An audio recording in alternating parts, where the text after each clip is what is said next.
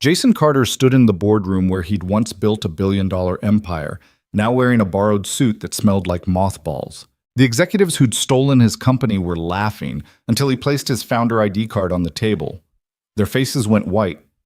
What they didn't know was that for 6 years, while they called him a washed-up failure, Jason had been planning exactly how to destroy them. This is the story of how a broken single father took back everything they stole from him. If you want to see how far this story reaches, hit that like button and drop a comment with your city below. Part 1.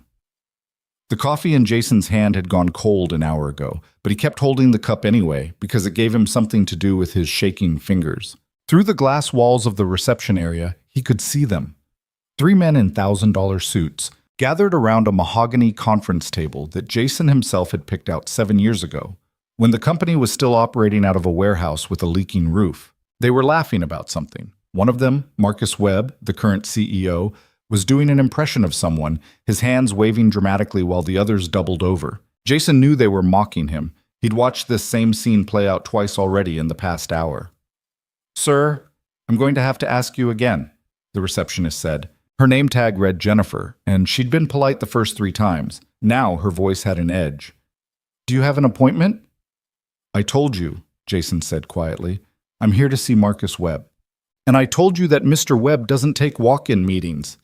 Jennifer's fingers moved toward the phone on her desk. "If you don't leave, I'll have to call security." Jason nodded slowly. "Go ahead." The truth was, he'd been counting on security being called. He needed witnesses for what came next. His phone buzzed in his pocket. A text from Mia. "Dad, where are you?" He typed back, "Handling something. Home by dinner." Another text came immediately. Caleb posted again. Jason's jaw tightened. Caleb Richards. 17 years old, trust fund kid, and apparently the leader of whatever campaign had made his daughter's life hell for the past 6 months. Jason had seen the posts. Screenshots got sent to Mia's phone almost daily now. Memes calling her failure girl. TikToks where kids acted out exaggerated versions of Jason's very public breakdown 6 years ago. The one from this morning had been particularly cruel. Someone had photoshopped Mia's face onto a homeless person holding a sign that read, "My dad used to be somebody." 63,000 views. "Sir," Jennifer reached for the phone. The elevator doors opened behind Jason. 2 security guards stepped out, both young guys who probably made $15 an hour. Jason stayed seated. He pulled out his wallet and extracted a card he hadn't looked at in 6 years. The plastic had yellowed slightly at the edges. "Before you throw me out," he said to the guards, "you might want to scan this." The taller guard took the card skeptically. His partner was already reaching for Jason's arm when the first guard's expression changed. "Holy shit," he whispered. "What?" the second guard asked. "It's a founder card." The tall guard looked at Jason like he was seeing him for the first time. "This guy is Jason Carter." Jennifer stood up fast enough that her chair rolled backward and hit the wall. In the conference room, Marcus Webb was still laughing at his own joke. "I need about 5 minutes with Mr. Webb," Jason said. "Then I'll leave." "Yeah." The guards looked at each other. The tall one spoke into his radio. "We need supervisor authorization in the main lobby." "Negative," a voice crackled back. "Escort the individual out immediately." Jason stood. "Tell Marcus that Jason Carter is here. Tell him I know about the Helix deal." That got their attention. The tall guard's finger hesitated over his radio button. "Tell him," Jason repeated, "that I know exactly how much money he's been moving into his Cayman accounts. Tell him I know about September 12th. Tell him I have copies of everything." The guard's radio crackled again, more insistent this time, but he was staring at Jason now, trying to decide if this was a bluff. Jason waited. He'd learned patience over the last 6 years, even if he'd learned almost nothing else useful. The guard made a decision. He walked toward the conference room, knocked once, and stepped inside. Through the glass, Jason watched him lean down to whisper in Marcus Webb's ear. Marcus's face went through 3 distinct expressions in rapid succession: confusion, recognition, and something that looked almost like fear. The other 2 men at the table noticed Marcus's reaction. One of them, Richard Chen, the CFO, followed Marcus's gaze toward the lobby where Jason stood. Richard went pale. Marcus stood slowly. He said something to the others, then walked toward the conference room door. His movements were careful, controlled. The man who'd been laughing seconds ago had vanished completely. He stepped into the lobby. "Jason, this is, unexpected." "I'm sure it is. Why don't we talk in my office?" Marcus smiled, but it didn't reach his eyes. "Jennifer, cancel my 3 o'clock." "Your 3 o'clock is with the board," Jennifer said quietly. "I said cancel it." Jason followed Marcus through the corridors he'd once walked every day. Everything looked different now. Newer furniture, different art on the walls, the subtle marks of money being spent in ways that didn't actually improve anything. The building felt colder than he remembered. Marcus's office used to be Jason's office. Marcus had kept the corner view but replaced everything else. Where Jason had kept his daughter's artwork taped to the wall, Marcus had an abstract painting that probably cost more than most people's cars. The desk was glass and chrome instead of reclaimed wood. Everything about the space screamed, "I've erased you." "Sit," Marcus said, gesturing to a chair. Jason remained standing. "You're stealing from the company." Is. Marcus closed the door. "Careful, Jason. You're not in a position to make accusations." "The Helix Corporation deal. You're selling them controlling interest for $900 million. The company is actually worth $3.2 billion based on the patents alone. The patents are worthless without execution." The patents are the only thing keeping this company alive, Jason said, and you know it. You're also paying Helix's CEO a $20 million finder's fee under the table. That's coming from our operational budget, which means you're stealing from every employee in this building. Marcus sat down behind his desk, lacing his fingers together. "You can't prove any of that." September 12th. You met with David Huang at the Gramercy Club. You discussed payment structures. You specifically mentioned routing funds through 3 shell corporations, 1 in Panama, 2 in the Caymans. You had the salmon.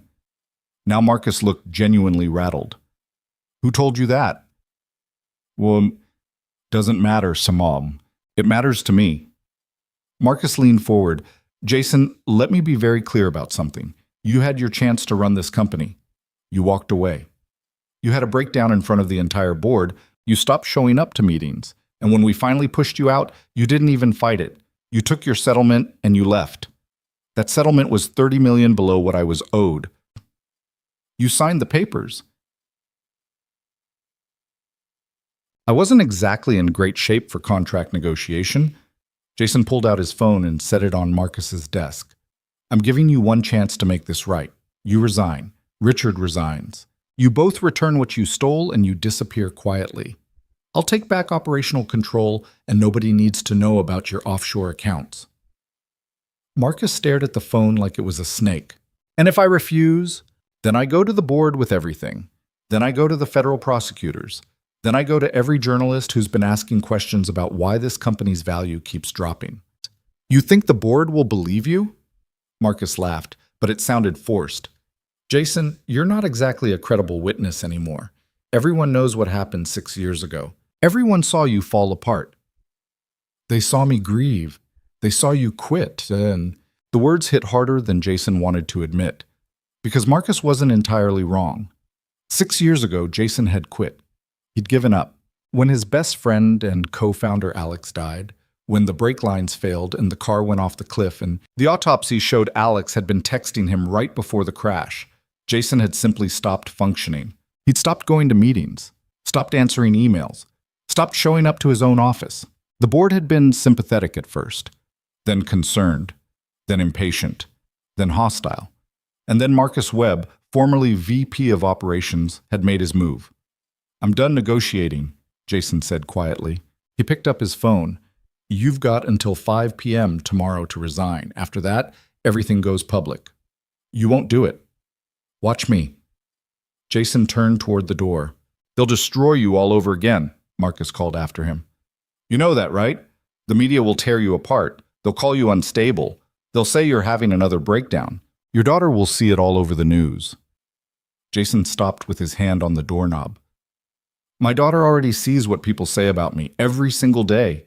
You know what she doesn't see? Her father fighting back." He opened the door and walked out before Marcus could respond. The elevator ride down felt like it took hours. Jason's hands were shaking again and his heart was racing, and he could feel the panic starting to build in his chest, the way it always did when the adrenaline began to fade. He counted his breaths. 4 in. Hold for 4, 4 out. The technique his therapist had taught him. By the time he reached the parking garage, he could breathe normally again. His truck was a 15-year-old Ford that needed new shocks and made a weird rattling sound over 45 miles per hour. He'd bought it used 3 years ago for $8,000. It was the kind of vehicle that proved Marcus's point about how far Jason had fallen. He sat in the driver's seat and checked his phone. 3 missed calls from Mia. A text from her. "Dad, seriously, where are you?" He called her back. She answered on the first ring. "Where have you been?" Mia demanded. "You said you were running errands." "I was. I'm heading home now." "Did you see what Caleb posted?" Jason closed his eyes. "Yeah, I saw. It's at 80,000 views now. People from other schools are sharing it. Dad, I can't—" Her voice cracked. "I can't keep doing this." "I know. You keep saying that, but nothing changes." "It's going to change," Jason said. "I promise." "How?" Mia's voice was small now, younger than 16. "You can't make people stop. You can't make them delete the posts. You can't make them forget who you used to be." "No," Jason admitted, "but I can show them who I still am." Silence on the line, then, "What does that mean?" "It means I'm done hiding. It means I'm going to fix this." "Dad, I'll be home in 40 minutes, Jason said. "We'll talk then. Okay?" "Okay." Mia hesitated. "Are you okay?" The question surprised him. When had his daughter started worrying about him instead of the other way around? "I'm okay," he lied. "See you soon." He hung up and sat in the truck for another few minutes, trying to prepare himself for what came next. Because making threats in Marcus's office was one thing, actually following through was something else entirely. His phone buzzed with an email notification, no sender name. Subject line: "You asked who sent the original information." Jason opened it. The email contained a single sentence. "Check your old Stanford account. Password reset link attached. Everything you need is in the drafts folder." Jason stared at the screen. His Stanford email account. He hadn't touched it in over a decade. He clicked the password reset link and created a new password with shaking fingers. The account loaded slowly. 43,000 unread messages, mostly spam. But when he clicked on the drafts folder, there were 12 messages saved there, all dated within the last 6 months, all containing documents. Jason opened the first one. It was a scanned copy of a signed contract between Marcus Webb and Helix Corporation. The signature was dated 3 weeks ago. The terms were exactly what Jason had described to Marcus. $900 million for controlling interest, with clauses that essentially gutted the company's ability to compete in its own market. The second email contained bank transfer records, millions of dollars moving through shell corporations. The third contained meeting transcripts. Someone had been recording Marcus's private conversations. Jason scrolled through the rest. There was enough evidence here to end careers, possibly enough for criminal charges. But who had sent it? He clicked the reply button on the original email. "Who are you?" The response came 30 seconds later. Someone who worked for Alex. Someone who knows what really happened the night he died. The brake lines didn't fail by accident, Jason. Check the last file. Jason's vision blurred. His hands were shaking so badly now that he almost dropped the phone. The last file in the drafts folder was a PDF. He opened it. Mechanics report from the crash investigation. Jason had read this report 100 times in the months after Alex's death. The official conclusion: mechanical failure due to corrosion, likely caused by age and lack of maintenance. But this version of the report had handwritten notes in the margins. Different handwriting, different pen colors. Someone had been annotating it. One note next to the brake line failure read, "Check fluid composition, not standard DOT4. Another note, corrosion pattern, inconsistent with age wear. A third, request independent analysis. Do not file with official report." At the bottom of the page, someone had written in red ink. This was deliberate. "Talk to Sarah Chen in accounting. She knows about the life insurance policy." Jason couldn't breathe. Sarah Chen, he remembered her. Young accountant, worked in finance. She'd left the company about 4 months after Alex died. Jason had been too deep in his grief to notice at the time. His phone rang. Unknown number. Jason answered. Hello? Don't say anything, a woman's voice said, low, urgent. Just listen. They know you were at the office today. Marcus called people. They're going to move it against you fast. Who is this? It doesn't matter. What matters is that you need to act before they do. You have the evidence. Use it. Tomorrow. Don't wait. Tell me who you are. I'm someone who should have spoken up 6 years ago. The woman's voice wavered. I'm someone who watched them destroy Alex and then destroy you, and I didn't do anything because I was scared. I'm trying to fix that now. What do you mean they destroyed Alex? But the line was already dead. Jason sat in his truck in the dark parking garage, his heart pounding, his mind racing. Everything he thought he knew about the last 6 years was fracturing. Alex's death wasn't an accident. Marcus hadn't just stolen the company, he'd orchestrated a murder to do it, and Jason had been too broken to see it happening. He pulled out of the parking garage and drove home, exceeding the speed limit, his mind spinning through possibilities and plans. By the time he pulled into his driveway, he knew what he had to do. The house was small. 3 bedrooms, 1 bathroom, perpetually in need of repairs Jason couldn't afford to make. But it was theirs. He'd bought it with what was left of his settlement money, choosing this mountain town specifically because nobody here cared about tech billionaires or failed founders. Mia was in the kitchen, her laptop open, her phone face down on the table. She looked up when he walked in. Took you long enough. You? Sorry. Jason grabbed a glass and filled it with water, buying time to get his thoughts in order. How was school? You're really going to ask me about school? Mia's voice was flat. After this morning? Jason sat down across from her. I saw the post. I'm sorry. Sorry doesn't make it go away. I know. Do you? Mia's eyes were red-rimmed, angry. Because from where I'm sitting, it seems like you just accept it. Like this is just how things are now. Like we're just supposed to live with everyone treating us like garbage. That's not... You used to be someone, Mia cut him off. You built something amazing. You changed the world. And now you drive a truck that sounds like it's dying. And you work at a hardware store. And you act like that's fine. Like you're fine. I am fine. Well, you're not. Mia's voice cracked. And neither am I. I'm tired of defending you to people who think you're a joke. I'm tired of pretending like I don't see the posts. I'm tired of acting like it doesn't hurt. Jason reached across the table, but Mia pulled her hand away. I need you to fight, she said quietly. I need you to show me that it's possible to fight back when the world decides you're nothing. Because right now, Dad, I don't know if I believe that anymore. Jason felt something crack open in his chest. Okay. Mia looked up. Okay, what? Shankas. Okay, I'll fight. Jason pulled out his phone and showed her the email with all the evidence. This is everything they did. Every lie, every theft, every betrayal. I'm going public with it tomorrow. Mia stared at the phone screen. Holy shit. Language. Dad, this is...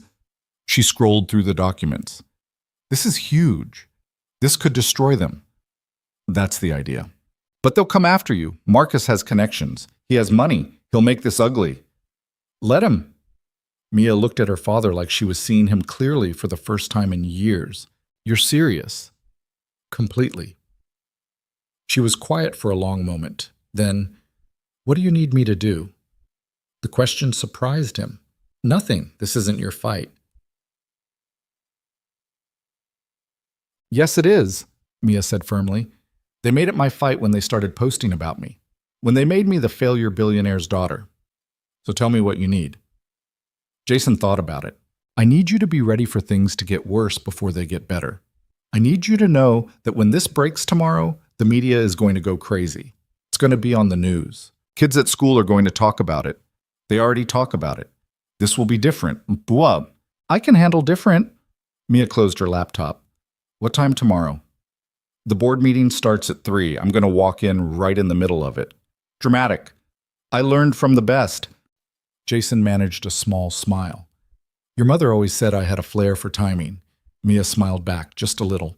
It was the first real smile Jason had seen on her face in weeks. They ordered pizza for dinner and spent the evening gaming. Mia's choice, some cooperative adventure game that required them to work together to solve puzzles. Jason was terrible at it, kept dying in places Mia cleared easily, but she was patient with him. Around midnight, they called it quits. "Dad?" Mia said as she headed toward her room. "Yeah? I'm proud of you." She didn't wait for a response, just disappeared down the hallway. Jason stood alone in the living room, those 3 words echoing. When was the last time someone had said they were proud of him? When was the last time he'd given anyone a reason to be? He spent the rest of the night preparing, organizing files, making copies, writing a statement that laid out everything in clear, undeniable terms. By 4 a.m., he had a plan. By 5 a.m., he'd rehearsed it. By 6, he was too wired to sleep, so he made coffee and watched the sun come up through the kitchen window. Mia found him there an hour later. "You didn't sleep? Couldn't? Nervous? Terrified?" She poured herself cereal and sat down beside him. They ate in comfortable silence, watching the sky turn from gray to blue. Somewhere out there, Marcus Webb was probably having his own morning coffee, completely unaware that his world was about to collapse. Jason's phone buzzed. Text from an unknown number. "Don't do this. You'll regret it." He showed it to Mia. "They're scared." "Good," she said. "They should be." At 2:30 p.m., Jason put on the only suit he still owned, a dark gray number he'd bought for Alex's funeral and hadn't worn since. It was loose in the shoulders now, hung wrong in places. He looked like a kid playing dress-up in his father's clothes. "You look good," Mia lied. "I look like I'm going to a funeral." "Maybe you are." She straightened his tie. "Their funeral." Jason drove into the city with the radio off, rehearsing his statement one more time in his head. The traffic was light. He made it to the office building by 2:50. The same security guards were on duty. The tall one recognized him immediately. "Mr. Carter, I need to get to the executive conference room." "Sir, you can't just—" "Either escort me up or arrest me," Jason said. "But I'm going to that meeting." The guards looked at each other. Finally, the tall one spoke into his radio. "We have a situation in the lobby." Jason didn't wait for authorization. He walked straight to the elevators and pressed the button for the top floor. The guards followed, but didn't try to stop him. The elevator ride lasted forever. Jason counted his breaths, fighting down the panic that wanted to surge up and overwhelm him. 4 in, hold, 4 out. The doors opened. The executive conference room was directly ahead, glass walls revealing the meeting in progress. Jason counted 12 people at the table, the full board, plus Marcus and Richard Chen, plus a few people he didn't recognize. Lawyers, probably. Marcus was mid-presentation, gesturing at a projection screen showing quarterly projections. He looked confident, comfortable, a man in complete control of his domain. Jason walked toward the conference room door. Someone at the table noticed him, then another. Marcus turned to see what had caught their attention. His expression went through the same 3 stages it had yesterday: confusion, recognition, fear. Jason opened the door without knocking. "Sorry to interrupt, this won't take long." "You said, Part hãy lưu ý, viết 7.000 đến 7.500 từ liên kết liền mạch với các phần trước trong câu chuyện, pha hối thoại tạo thành một câu chuyện liền mạch khi ghép lại." Part hãy lưu ý, viết 7.000 đến 7.500 từ liên kết liền mạch với các phần trước trong câu chuyện, pha hội thoại tạo thành một câu chuyện liền mạch khi ghép lại. Mỗi phần liền mạch với phần trước, không giới thiệu lại câu chuyện ở đầu phần mới. Liên kết các phần của câu chuyện một cách liền mạch. Sử dụng câu chuyện tiếp giữa các phần. Duy trì chủ đề, tránh ngắt quãng đột ngột. Không sử dụng gạch đầu dòng hoặc tiêu đề phụ, phong cách kể chuyện Mỹ, Hoa Kỳ, giống văn giàu cảm xúc. Kể theo ngôi thứ 3, giữ đồ kịch tính không viết lan man, nhân vật không hoàn hảo. Hội thoại tự nhiên, tránh ngôn ngữ văn chương sáo rơi và cụm từ AI điển hình. Viết như nhà văn chuyên nghiệp, không như AI cố gắng nghe sang. Có yếu tố con người, cầm miêu tả qua mượt mà và hoàn hảo. Kết thúc phần không giới thiệu phần sau, câu chuyện không nhắc đến Chúa. Lưu ý trả lời trong mục tin nhắn không nhảy sang document. Chi đần bắt buộc, không được xuất hiện trong nội dung truyền. Đây là một câu chuyện điện ảnh hoàn toàn hư cấu được tạo ra chỉ nhằm mục đích giải trí. Không đề cập hay ngụ ý rằng nó dựa trên sự kiện có thật, người thật hoặc câu chuyện có thật. Không sử dụng các cụm từ như dựa trên một câu chuyện có thật, theo ghi chép hoặc bất cứ điều gì tương tự. Tất cả các nhân vật, địa điểm, tổ chức và sự kiện phải hoàn toàn hư cấu. Show more 1626. Claude responded, Part 2, 2. Part 2. The room went absolutely silent. 12 faces turned toward Jason like he'd materialized out of smoke. Marcus's presentation froze mid-sentence, his hand still raised toward the projection screen showing fabricated growth projections that everyone in this room probably knew were lies. Security, Marcus said quietly. His voice had gone cold. Remove this man. Actually, Jason said, pulling the founder ID card from his pocket and holding it up, I think you'll find I have every right to be here. An older woman at the far end of the table, Diana Foster, the board chair, leaned forward. Jason Carter. I'll be honest, I didn't expect to see you again. That makes two of us. Jason moved to the head of the table, forcing Marcus to step aside. He could feel his heart hammering against his ribs, but his hands were steady now. The panic that had nearly swallowed him in the elevator was gone, replaced by something cleaner. Anger, maybe. Or just finally being tired of running. I need 5 minutes of your time. You need to leave, Marcus said. This is a private board meeting. You're not a board member. You're not even an employee anymore. But I am still a founder. Jason looked at Diana. According to the incorporation documents we filed in 2016, any founder has the right to address the board in matters of company welfare. That clause was never removed. Diana glanced at the lawyer sitting 2 seats down. The man nodded reluctantly. He's technically correct. Technically, Marcus said through his teeth. 5 minutes, Diana said. Then you leave. Yeah. Jason pulled a flash drive from his pocket and handed it to the lawyer. Everything you need is on there, but I'll give you the summary version. He turned to face the full table. Some of these people he recognized, executives who'd been around during his tenure. Others were new faces, probably brought in by Marcus during the restructuring. All of them were watching him with varying degrees of suspicion and curiosity. 3 weeks ago, Jason began, Marcus Webb signed a contract selling controlling interest in this company to Helix Corporation for $900 million. The company is actually worth $3.2 billion based on current patent valuations alone. That means Marcus is selling your company, our company, for 72% below market value. That's absurd, Richard Chen interrupted. The patents are worthless without proper execution and market positioning. The patents are the only thing this company has left, Jason shot back, because for the past 6 years, you and Marcus have been systematically gutting every other asset. You've killed R&D projects that were weeks away from breakthrough. You've fired the engineers who actually understood the technology. You've run this company into the ground on purpose because you're both being paid by Helix to deliver them a broken company they can acquire on the cheap. But so, Marcus laughed, but it sounded forced. This is paranoid fantasy. Jason, everyone here knows about your history, your breakdown. The board was sympathetic then, and we're sympathetic now. But you can't just walk in here making wild accusations. September 12th, Jason said, the Gramercy Club. You met with David Huang, Helix's CEO. You discussed routing $20 million through shell corporations in Panama and the Cayman Islands. That money is your finder's fee for delivering this company to Helix at a fraction of its actual worth. Marcus's face had gone pale. I don't know where you're getting this information, but you had the salmon, Jason continued. Huang ordered the steak, medium rare. You drank 3 glasses of scotch. Macallan ate in, which I found ironic since you used to lecture me about fiscal responsibility. You specifically told Huang that the board wouldn't question the deal because you'd made sure to install enough loyal members over the past 4 years. Several board members shifted uncomfortably. Diana's expression had gone very still. That's on the flash drive, Jason said. Transcripts of that conversation. Bank records showing the money movement. Signed contracts between you and Helix that directly contradict what you've been telling this board. Emails between you and Richard discussing how to hide the paper trail. It's all there. The lawyer had plugged the flash drive into his laptop.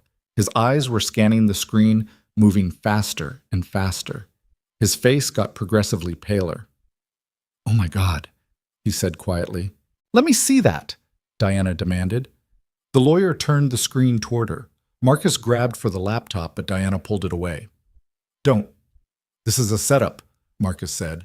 Jason is trying to sabotage legitimate business because he's bitter about being pushed out 6 years ago. He's fabricating evidence to undermine. The metadata shows these documents originated from your company email account, the lawyer said. He wasn't looking at Marcus anymore. These aren't fabrications. These are your files. Richard Chen stood up so fast his chair tipped backward. I need to make a phone call. Sit down, Diana said. Her voice could have cut steel. Nobody leaves this room. You can't hold us here. Richard, I strongly suggest you sit down and shut up. Diana was scrolling through the documents now, her face getting harder with each page. Jason, where did you get these files? Someone who worked here sent them to me. Someone who's been watching this company get destroyed and finally decided to do something about it. Who? I don't know. They contacted me anonymously. Marcus had recovered some of his composure. This is corporate espionage. Whoever provided these files stole proprietary company information. That makes this evidence inadmissible. In a court case, maybe, Diana cut him off. But we're not in court, Marcus. We're in a board meeting. And I'm looking at signed contracts with your signature on them that I never approved. I'm looking at bank transfers from company accounts that I never authorized. She turned to the rest of the board. Did anyone else know about the Helix deal? Silence. Then slowly, heads shook. Jesus Christ, Diana breathed. Marcus, you made a $900 million deal without board approval? The board gave me authority to pursue acquisition opportunities. We gave you authority to explore options and report back, not to sign contracts, not to negotiate terms, and certainly not to accept $20 million in personal compensation for selling this company at a loss. It's not a loss if the company is actually worthless, Marcus tried again. Jason is manipulating the patent valuations to make his case. I had 3 independent firms evaluate the patents, Jason said. They all came back between 3 and 4 billion. That's on the flash drive, too. The lawyer was nodding. I'm seeing the evaluations. These are from reputable firms. Berkeley Analytics, Stern and Feldman, Novatech Assessment. Marcus's face had gone from pale to red. You had no right to commission those evaluations. I had every right as a founder and shareholder. You sold your shares in the settlement. I sold 90% of my shares, Jason corrected. I retained 10% specifically to maintain founder status. That's also in the incorporation documents. Diana was still scrolling through the files. She stopped on something, read it twice, then looked up at Marcus with an expression that made him take a step backward. This email, she said slowly, from you to Richard, dated 6 months ago. You're discussing how to remove the dead weight from the company. You specifically mentioned firing Sarah Chen because she was asking too many questions about the insurance policies. Jason felt his chest tighten. What insurance policies? Diana read from the screen. We need to clean house before she connects the dots. The life insurance situation from 2019 is buried deep enough, but if she brings it to the board, we'll have problems. Marcus, what life insurance situation from 2019? Marcus didn't answer. Jason felt something cold spreading through his veins. Alex died in 2019. The room went very quiet. Marcus. Diana's voice had dropped to something dangerous. What did you do? Nothing. That email is about standard corporate life insurance policies. Every company has them. It's completely normal. Then why did you need to fire someone for asking questions about them? Jason's voice was shaking now. What happened to Alex? Your friend died in a car accident. Tragic, but accidents happen. Jason was across the room before he realized he'd moved. His hands grabbed Marcus's jacket and slammed him against the wall hard enough that the abstract painting rattled on its hooks. What did you do to Alex? Jason, let him go, Diana commanded. Jason couldn't hear her. He could barely hear anything over the roaring in his ears. His brake lines failed. The report said it was corrosion, but it wasn't, was it? Someone tampered with them. You're insane! Jason slammed him against the wall again. Was it you? Did you kill him? Hands grabbed Jason's shoulders. 2 of the board members were pulling him backward. He let them, his breath coming in ragged gasps, his hands shaking violently. Marcus straightened his jacket with trembling fingers. You just assaulted me in front of 12 witnesses, and you just as good as admitted to murder, Diana said coldly. Someone call the SEC, and someone else call the FBI. You're overreacting, Marcus said, but his voice had lost all its confidence. Those emails prove nothing. They prove you've been stealing from this company. They prove you've been lying to the board. And they raise some very serious questions about circumstances surrounding Alexander Chen's death. Diana turned to the lawyer. Get me corporate counsel on the phone. And I want security up here now. The lawyer was already dialing. Richard Chen had his phone out too, typing frantically. Diana snatched it out of his hands. I said nobody makes any calls. This is illegal detention. Sue me. Diana looked at Jason. Are you okay? Jason couldn't answer. His hands wouldn't stop shaking. The walls felt like they were closing in. He could hear Alex's voice in his head, that last voicemail he'd left the night he died. Jason, call me back. Something's wrong with the accounts. I think someone's been moving money. Call me. He'd never called back. He'd been in meetings all day, and by the time he checked his messages, Alex was already dead. I need some air, son, Jason managed to say. Stay in the building, Diana said. I'm going to need a full statement from you. Jason nodded and stumbled out of the conference room. The hallway was spinning. He made it to the men's room and barely got the stall door closed before he threw up everything in his stomach. When he finally emerged, his face splashed with cold water, his hands still trembling, there was a woman waiting in the hallway. Mid-30s, Southeast Asian, wearing a business suit that looked expensive. She was holding a folder. Mr. Carter, she said quietly, my name is Dr. Sarah Chen. I used to work in accounting here. Jason stared at her. You sent the files. I did. Why?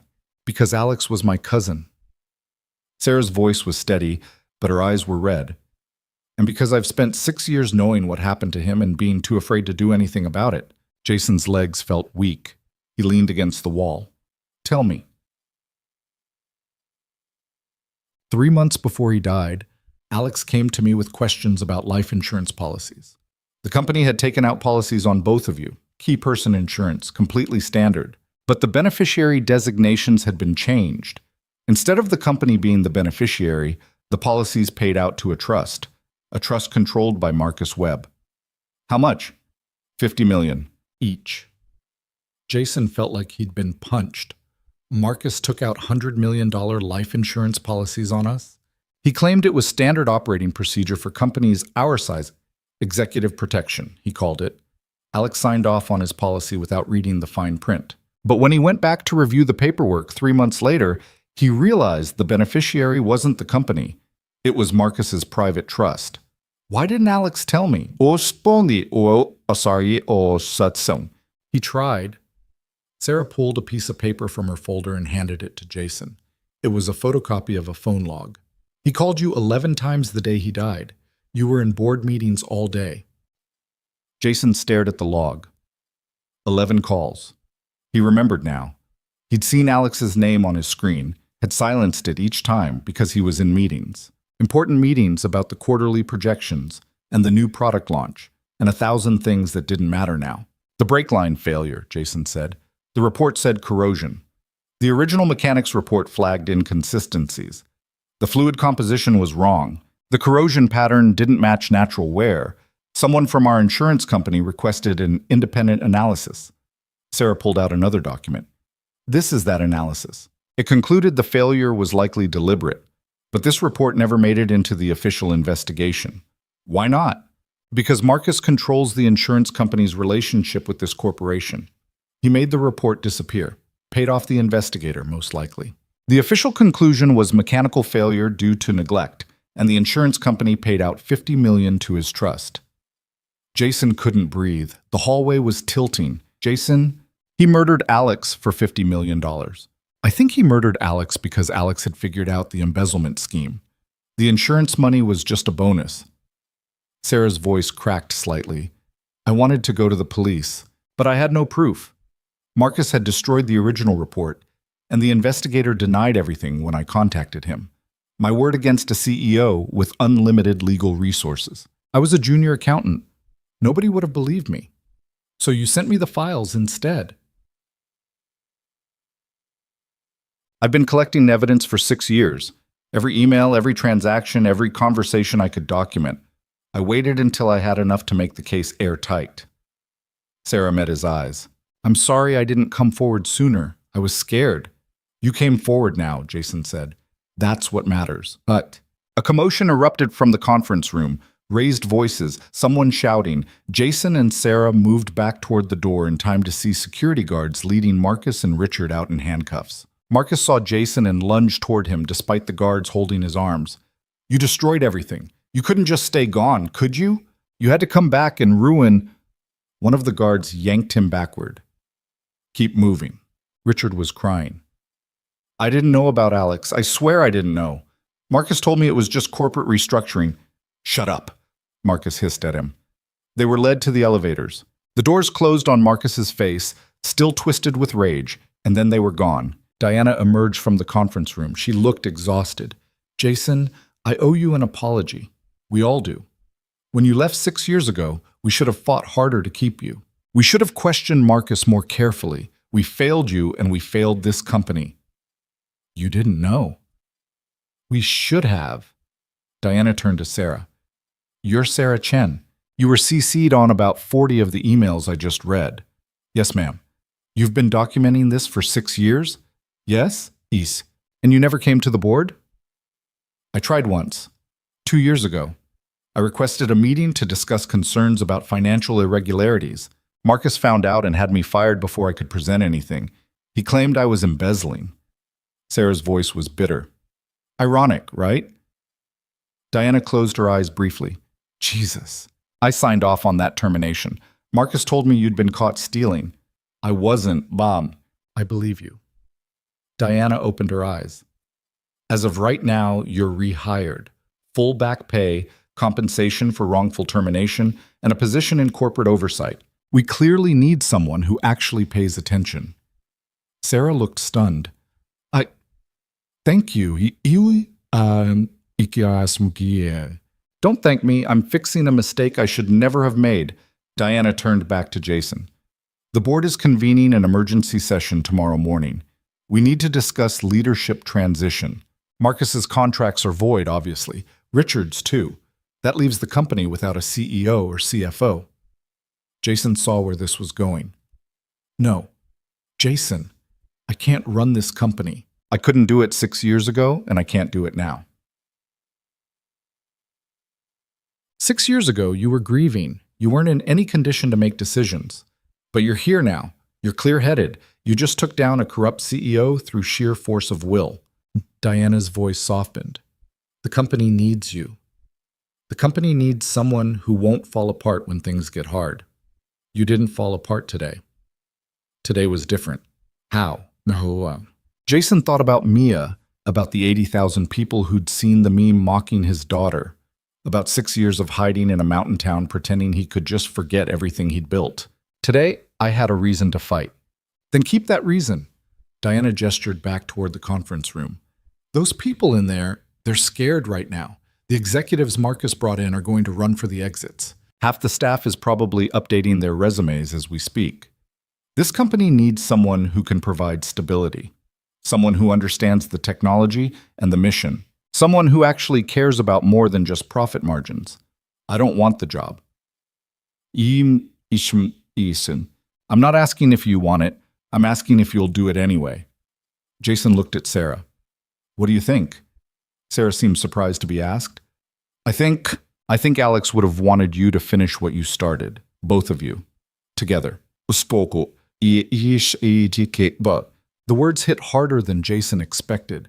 He thought about the research center they'd planned, about the patents sitting unused, about the technology that could actually change how the country thought about energy, if someone would just push it forward instead of deliberately sabotaging it.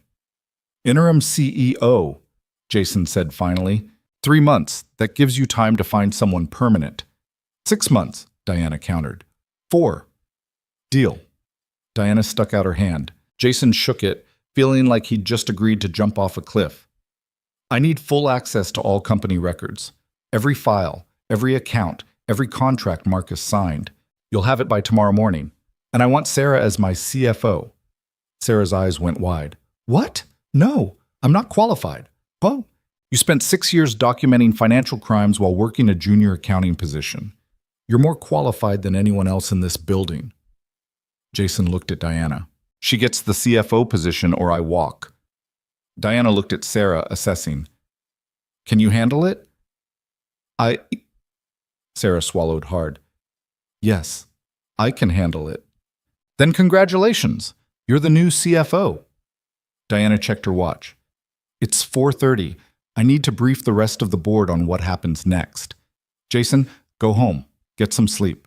We'll reconvene at 8 a.m. tomorrow to start damage control. I'm not sure I can sleep. Try anyway. You're going to need it. Diana went back into the conference room. Jason and Sarah stood in the hallway, both slightly shell-shocked. Did that really just happen? Sarah asked. I think so. I've been a CFO for about 90 seconds and I already feel like I'm drowning. Welcome to executive leadership, Jason said. The drowning feeling is permanent. Sarah laughed despite herself. It sounded watery on the edge of tears. Alex would have found this hilarious. He would have made so many jokes about me being CEO again. He used to say you were a terrible boss. I was a terrible boss. Jason smiled slightly. I once held a board meeting in a laser tag arena because I thought it would boost creativity. Did it work? We lost a $200 million contract because our lead investor got shot in the face with a laser and rage quit the meeting. Sarah actually laughed at that, a real laugh. Alex told me that story. I thought he was exaggerating. He wasn't. They stood there for a moment, sharing grief and memory in equal measure. Jason's phone buzzed. Text from Mia. Is it done? He replied, Yes. I'll explain when I get home. Did you win? I think so. Still processing. Dad, did you win? Jason thought about Marcus being led away in handcuffs, about Diana's handshake, about the weight of responsibility settling onto his shoulders whether he wanted it or not. Yes, we won. 3 dots appeared, then, holy shit language. Sorry. Holy crap. Dad, this is amazing. Don't celebrate too hard. It's about to get very messy. I don't care. You did something. That's what matters. Jason pocketed his phone. Sarah was watching him with a knowing expression. Your daughter? Yeah. How old? 16. This must be hard on her. Everything's been hard on her. Jason pressed the elevator button. That's why I'm doing this, not for me, for her. The elevator arrived and they rode down in silence. When the doors opened on the ground floor, there were already news vans parked outside. Someone had leaked the story. Cameras and reporters crowded the entrance. How are we supposed to get through that? Sarah asked. Jason straightened his too loose suit jacket, carefully. They pushed through the doors and immediately microphones were shoved in Jason's face. Mr. Carter, is it true you've retaken control of the company? Can you confirm Marcus Webb was arrested? What are the charges? Is it true you had a breakdown in the board meeting? Jason ignored all of them and kept walking toward his truck. A reporter jogged alongside him, camera in his face. Mr. Carter, 6 years ago you left this company in disgrace. What makes you think you can run it now? Jason stopped walking. He turned to face the camera. Sarah froze beside him. 6 years ago, Jason said quietly, I lost my best friend. I lost my company. I lost myself. And I spent 6 years being afraid of what people thought about that loss. Being afraid of failing again. Being afraid of being seen. He looked directly into the camera. Today I learned that my best friend was murdered. I learned that the men I trusted to run this company had been stealing from it for years. I learned that sometimes the only way to stop being afraid is to do the thing you're most afraid of. So you're saying you are not afraid anymore? The reporter asked. I'm saying I'm terrified, but I'm doing it anyway. He turned and walked to his truck. The reporter shouted more questions, but Jason was done talking. He climbed into the driver's seat, started the engine, which made its usual dying animal sound, and pulled out of the parking garage into rush hour traffic. His phone rang almost immediately. Diana. Did you just give an interview to Channel 7? She demanded. They ambushed me in the parking lot. Jason, we have publicists for this. You can't just talk to reporters without preparation. What I said was true. Truth is not the same as good PR. Diana sighed. Never mind. What's done is done. But from now on, all media requests go through communications. Understood? Understood. Your clip is already going viral, by the way. Someone posted it on Twitter. 40,000 views in 10 minutes. Jason felt his stomach drop. Great. It's actually not terrible. You came across as genuine, vulnerable but strong. People are responding to it. Diana paused. The board is worried about your mental health, though, given your history. The board is... I'm fine. Are you? Because taking over a company while simultaneously dealing with the revelation that your best friend was murdered seems like a lot. It is a lot, but I'm still fine. We're going to require you to work with a therapist. Non-negotiable. I already see a therapist. Yeek. They stood there in the driveway until the mosquitoes got bad enough that they had to go inside. Mia heated up leftover pizza while Jason changed out of his suit. When he came back downstairs, she had her laptop open, scrolling through social media. You're all over Twitter, she said. The video of you talking to that reporter. People are calling you brave. People called me crazy 6 years ago. They'll probably call me crazy again next week. Casey. Maybe. Mia turned the laptop so he could see the screen. But look at this comment thread. Jason read through the comments. Most were supportive. Some were skeptical. A few were outright hostile. But mixed in among them were stories from other people who'd lost things, who'd fallen apart, who'd spent years being afraid before finally finding the courage to try again. One comment read, "My dad left when I was 12 and I spent years thinking he was just weak. But watching this guy stand up after everything makes me wonder if maybe my dad was just scared. Maybe he still is. Maybe I should call him." Mia pointed at the screen. That's why it matters. Not because you took down some corrupt CEO. Because you showed people it's possible to get back up. Jason didn't trust himself to speak. They ate cold pizza and watched the news coverage together. Channel 7 ran Jason's parking lot interview 3 times. CNN picked it up. By 9 p.m., hashtag Jason Carter was trending on Twitter. Jason's phone wouldn't stop buzzing with messages. Journalists requesting interviews, old colleagues reaching out, investment firms wanting to discuss the company's future. He ignored all of it except for one text from an unknown number. You did the right thing. Alex would be proud. S.C. Sarah Chen. Jason saved her number and replied, "Thank you for giving me the evidence. None of this happens without you." The response came immediately. "None of this happens without you having the courage to use it. See you tomorrow, boss." Boss. The word felt foreign. Around 11, Mia finally went to bed.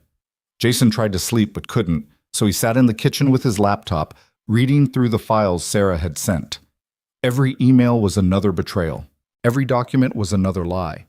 Marcus had been systematically destroying the company for years, selling off assets piece by piece, firing anyone who got too close to the truth. And Alex had figured it out. That's why he died. Jason pulled up the security footage from the parking garage the night Alex died. He'd never watched it before, couldn't bring himself to see his friend's final moments. But now he forced himself to look. The timestamp read 11:47 p.m. Alex walked to his car, phone in hand, looking distracted. He climbed in, started the engine. The car rolled backward out of the space. Then it accelerated toward the exit ramp, picked up speed, and the brake lights never came on. Not once. The car hit the barrier at 40 miles per hour, smashed through, and disappeared over the edge. Jason watched it 3 more times, looking for something, anything that might have been different. But there was nothing. Just his best friend driving to his death in a car with sabotaged brakes, trying to reach Jason on a phone call that never got answered. He closed the laptop before he could watch it again. His hands were shaking. He made chamomile tea he didn't drink and stood at the kitchen window, watching the dark shapes of mountains against the darker sky. His phone rang. 3 a.m. He almost didn't answer, but the caller ID showed Diana's name. "We have a problem," she said without preamble. "Helix Corporation is filing an injunction. They're claiming Marcus had the authority to sign the contract, and they're demanding the deal goes through as written." Can they do that? They can try. Our lawyers say it's a weak case given the circumstances, but it ties the company up in litigation, and Helix has very deep pockets. How deep? Deep enough to drag this out for years if they want to. Jason thought about that. They won't want to. Why not? Because dragging this out means all their connections to Marcus become public. If we're in court fighting their injunction, every email, every phone call, every meeting between Marcus and Helix gets entered as evidence. David Huang doesn't want that scrutiny. Diana was quiet for a moment. You're suggesting we threaten them. Quiet. I'm suggesting we remind them what discovery looks like. That's aggressive. Marcus tried to sell my company. Aggressive is the only language these people understand. All right, I'll have our lawyers draft something. Diana paused. Jason, are you sleeping? Not really. You need to take care of yourself. This is a marathon, not a sprint. I know. Do you? Because in my experience, people who say they know usually don't. Jason smiled slightly despite himself. I'll try to sleep. Good. Diana hung up. Jason went back upstairs. Mia's door was cracked open and her nightlight cast soft shadows across the hallway. He looked in on her, a habit from when she was small, and found her curled up in bed, phone still in her hand, earbuds dangling. He gently extracted the phone and plugged it in to charge. Mia stirred but didn't wake. In his own room, Jason lay in bed and stared at the ceiling, thinking about everything that had happened and everything that still needed to happen. The company was a mess. The media attention was going to be relentless. Helix was threatening litigation. And somewhere in all of this, there was still a murderer who thought he'd gotten away with it. But for the first time in 6 years, Jason felt like he was moving forward instead of just surviving. For the first time since Alex died, he had a purpose beyond simply making it through each day. His phone buzzed one last time. Another text from Mia, sent hours ago, but just delivering now because of spotty mountain reception. I used to be embarrassed that you were my dad. Now I'm just mad that it took me so long to see how strong you really are. Love you. Jason read it 3 times, something warm expanding in his chest. He typed back, Love you too. Go to sleep. Then he closed his eyes and miraculously did the same. If you or someone you know is having a difficult time, free support is available. Find resources. The alarm went off at 6 a.m. and Jason was already awake. Had been awake since 4:30 when the panic attack hit and left him gasping in the dark, trying to remember the breathing exercises his therapist had taught him. 4 in, hold, 4 out. It took 20 minutes before his heart rate dropped back to normal. He made coffee in the silent kitchen, watching the sun come up over the mountains, trying not to think about the fact that in 2 hours he'd be walking back into the building where he'd once had an office with his name on the door and his friend's artwork taped to the walls. The building where Alex used to show up with terrible coffee and worse jokes at 7 a.m. because he knew Jason would already be there, buried in engineering specs, forgetting to eat. His phone showed 37 new emails. He scrolled through them without reading most. Requests for comment from journalists. Congratulations from former colleagues. 3 emails from lawyers representing Helix Corporation, each one more threatening than the last. One from Diana, with the subject line read before the meeting that Jason opened with a sense of dread. The email was brief. FBI is opening an investigation into Alex Chen's death. They'll want to interview you. I've arranged for corporate counsel to be present. Also, Sophia Bennett called. She wants a meeting. I told her you'd call back. Don't put this off. Bankita. Jason stared at the name.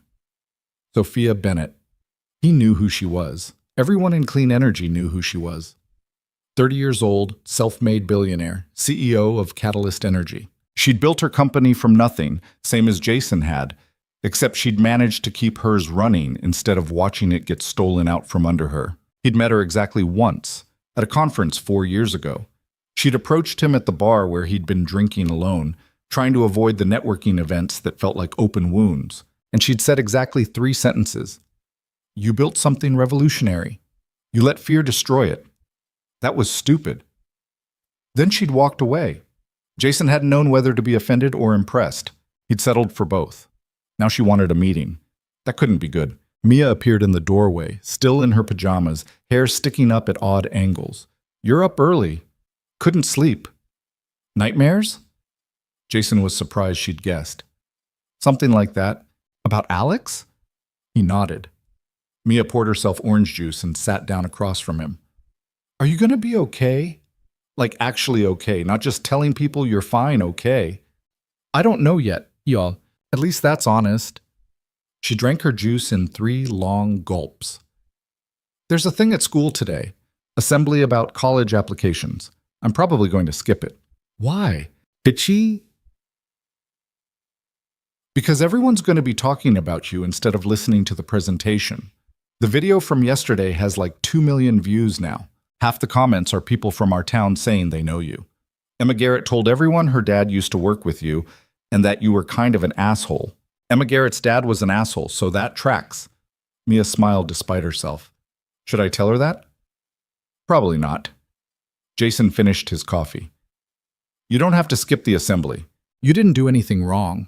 Neither did you. I did plenty wrong, just not the things people think I did.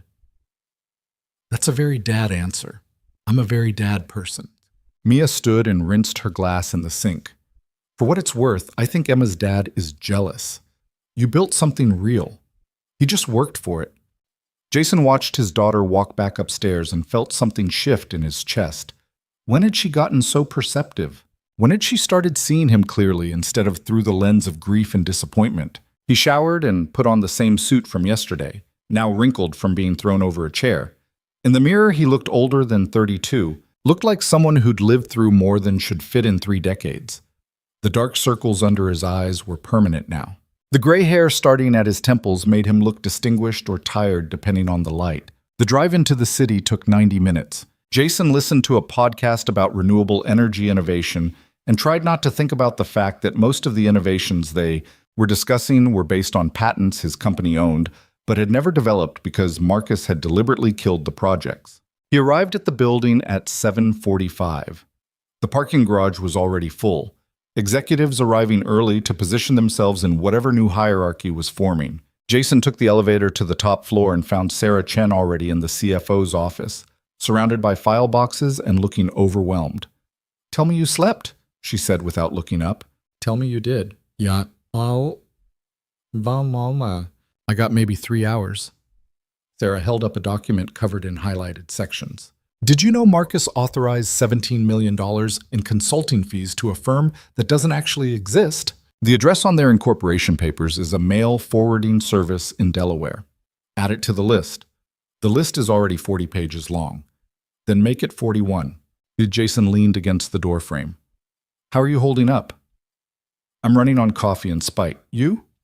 Same, but add panic attacks to the mix. Sarah finally looked at him. Are you seeing someone? A therapist, I mean. Yeah, have been for years. Good.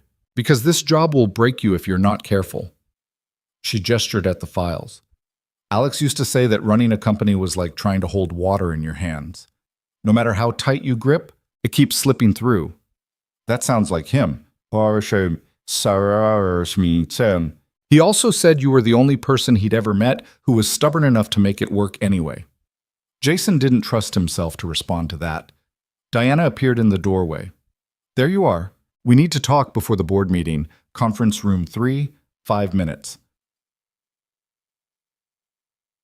She disappeared before Jason could ask questions. He followed her down the hallway, Sarah trailing behind. Conference room 3 was smaller than the main boardroom, more intimate. Diana was already there with 2 people Jason didn't recognize. A woman in her 50s with sharp eyes and a younger man taking notes on a tablet. This is Margaret Torres, Diana said, gesturing to the woman.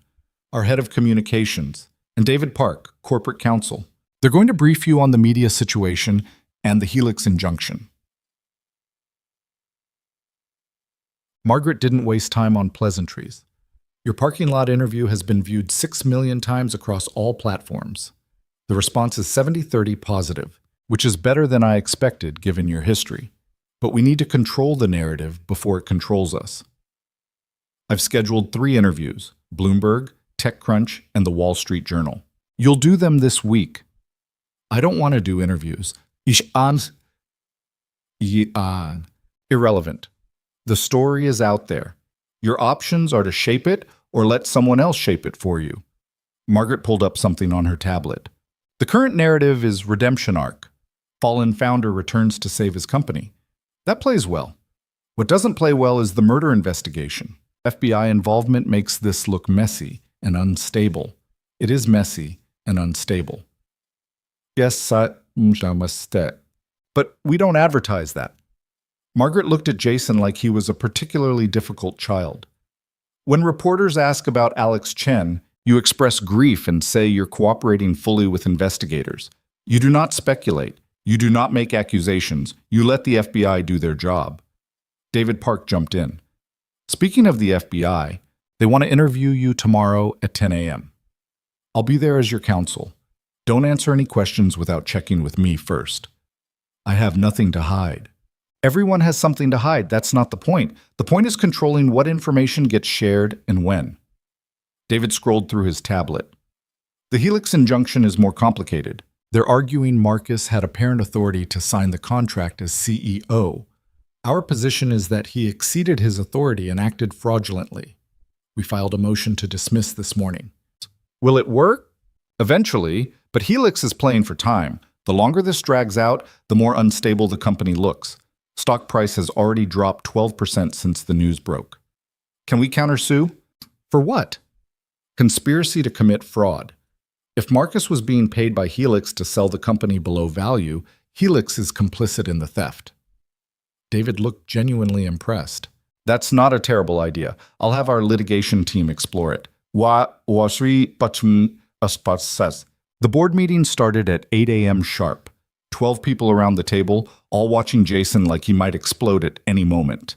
He recognized about half of them from his previous tenure. The others were Marcus's people, probably already planning their exit strategies. Diana called the meeting to order.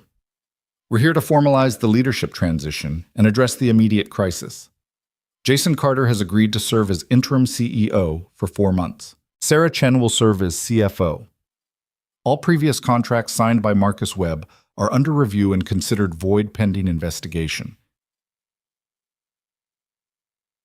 One of the board members Jason didn't recognize, a man in his 60s with the look of someone who'd spent his career making safe bets, spoke up. With all due respect, this seems rushed. We're putting the company in the hands of someone who hasn't run anything in 6 years. Someone who, frankly, left under questionable circumstances. I left because my best friend died and I was having a breakdown, Jason said flatly. Those circumstances aren't questionable, they're documented.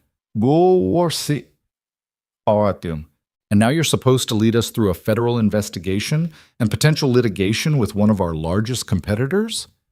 Would you prefer I leave? Let the company continue being run by whoever Marcus had lined up to replace him? Someone else who's probably on Helix's payroll? The man fell silent. The man fell. Another board member, a woman in her 40s who Jason vaguely remembered as being decent, cleared her throat. What's your plan? Assuming we move forward with this arrangement, what are your priorities? Jason had been dreading this question because he didn't have a polished answer prepared. First priority is stopping the bleeding. Marcus fired or drove away most of our best people. We need to figure out who's left and whether they're loyal to the company or to whoever's paying them more. Second is the patents. We have technology sitting unused that could actually change the market if we developed it properly. Third is dealing with Helix before they make this uglier than it needs to be. That's vague. It's been 24 hours, Jason shot back. You want a detailed 5-year plan? Give me 5 years. Diana stepped in smoothly. The board is not expecting miracles. We're expecting stability and transparency. Jason has already demonstrated both by bringing the fraud to light. I'm recommending we approve the interim arrangement and reconvene in 30 days to assess progress. The vote was closer than Jason would have liked. 7-5 in favor. 2 abstentions. But it passed. After the meeting ended, Diana pulled Jason aside. You need to call Sophia Bennett. Why does she want to meet? I don't know. But she called me directly, which never happens. When Sophia Bennett personally requests a meeting, you take it. Jason pulled out his phone and found the number Diana had forwarded. It rang twice before a voice answered. Crisp, professional, with an edge that suggested she didn't waste time on small talk. This is Sophia. It's Jason Carter. Diana said you wanted to talk. Tomorrow, lunch. There's a place called Meridian downtown. 1 p.m. Don't be late. Can you tell me what this is about? No. She hung up. Jason stared at his phone. She's pleasant. Oh. Diana laughed. Sophia doesn't do pleasant. She does effective. If she wants to meet, there's a reason. My guess is she wants to discuss the patents. Why would she care about our patents? Because half of them directly compete with her technology. If your company develops them properly, you could cut into her market share significantly. Diana's expression turned calculating. Or you could partner with her, combine resources, split the market, make both companies stronger. You think that's what she wants? I think Sophia Bennett didn't build a billion-dollar company by ignoring opportunities when they present themselves. Neither did you. Diana checked her watch. I need to handle damage control with our investors. You should go talk to the engineering team. They're the ones who actually kept this company running while Marcus was burning it down. They deserve to hear from you directly. The engineering department was on the third floor, an open-plan workspace that had once been Jason's favorite part of the building. He and Alex had designed it together. High ceilings, natural light, whiteboard walls where people could sketch ideas. Marcus had added cubicles and removed half the windows to fit more desks. It looked cramped now, corporate. About 30 people were scattered around the space when Jason walked in. Conversation stopped. Everyone turned to stare. Jason recognized exactly 3 faces. The rest were strangers. "Hi," he said, because he couldn't think of anything better. "I'm Jason Carter. Some of you probably know that already. Some of you probably wish I'd stayed gone. I'm not going to pretend this isn't weird for everyone." Someone in the back, a young woman with bright purple hair, raised her hand. "Are you actually going to let us build things this time? Or is this another restructuring where we get told to do busy work while the executives sell off our projects? What's your name?" "Kira." "Kira, if I catch anyone selling off your projects, I'll fire them myself. What are you working on?" "Battery storage optimization. We're trying to increase capacity by 40% using a new polymer substrate. Marcus killed our funding 3 months ago and reassigned half the team to," she made air quotes, "administrative support duties." Jason felt anger flare hot in his chest. "Show me the project specs." Kira blinked. "Right now?" "Right now?" She pulled up files on her workstation. Jason leaned over her shoulder and started reading. The design was elegant, innovative, exactly the kind of breakthrough that could change the economics of renewable energy storage. And Marcus had killed it to redirect funding toward, Jason checked the budget reallocations, consulting fees that probably didn't exist. "You're back on this full time," Jason said. "You need your team back? We need 3 engineers and a materials specialist. You'll have them by end of week. Send me a list of who you want." Kira looked stunned. "Just like that?" "Just like that." Jason straightened and raised his voice so the whole floor could hear. "New rule. If you're working on something you believe in, keep working on it. If someone higher up tells you to stop, come directly to me. If I tell you to stop, I'll explain why. If the explanation is bullshit, call me on it. This company works when we're actually building things, not shuffling papers to make executives feel important." One of the older engineers, a man Jason did recognize, Tom something, used to work with Alex, spoke up. "That's a nice speech. But Marcus gave nice speeches too at first. How do we know you're different?" "Because I'm not trying to sell this company. I'm trying to save it." Jason met Tom's eyes. 6 years ago, I failed you. I failed everyone here. I let my grief turn me into someone useless. I'm not promising I won't fail again, but I'm promising I'll try like hell not to." The room was silent. Then Tom nodded slowly. "Okay, I'm in." Kira raised her hand again. "Me too." One by one, other hands went up around the room. Not everyone.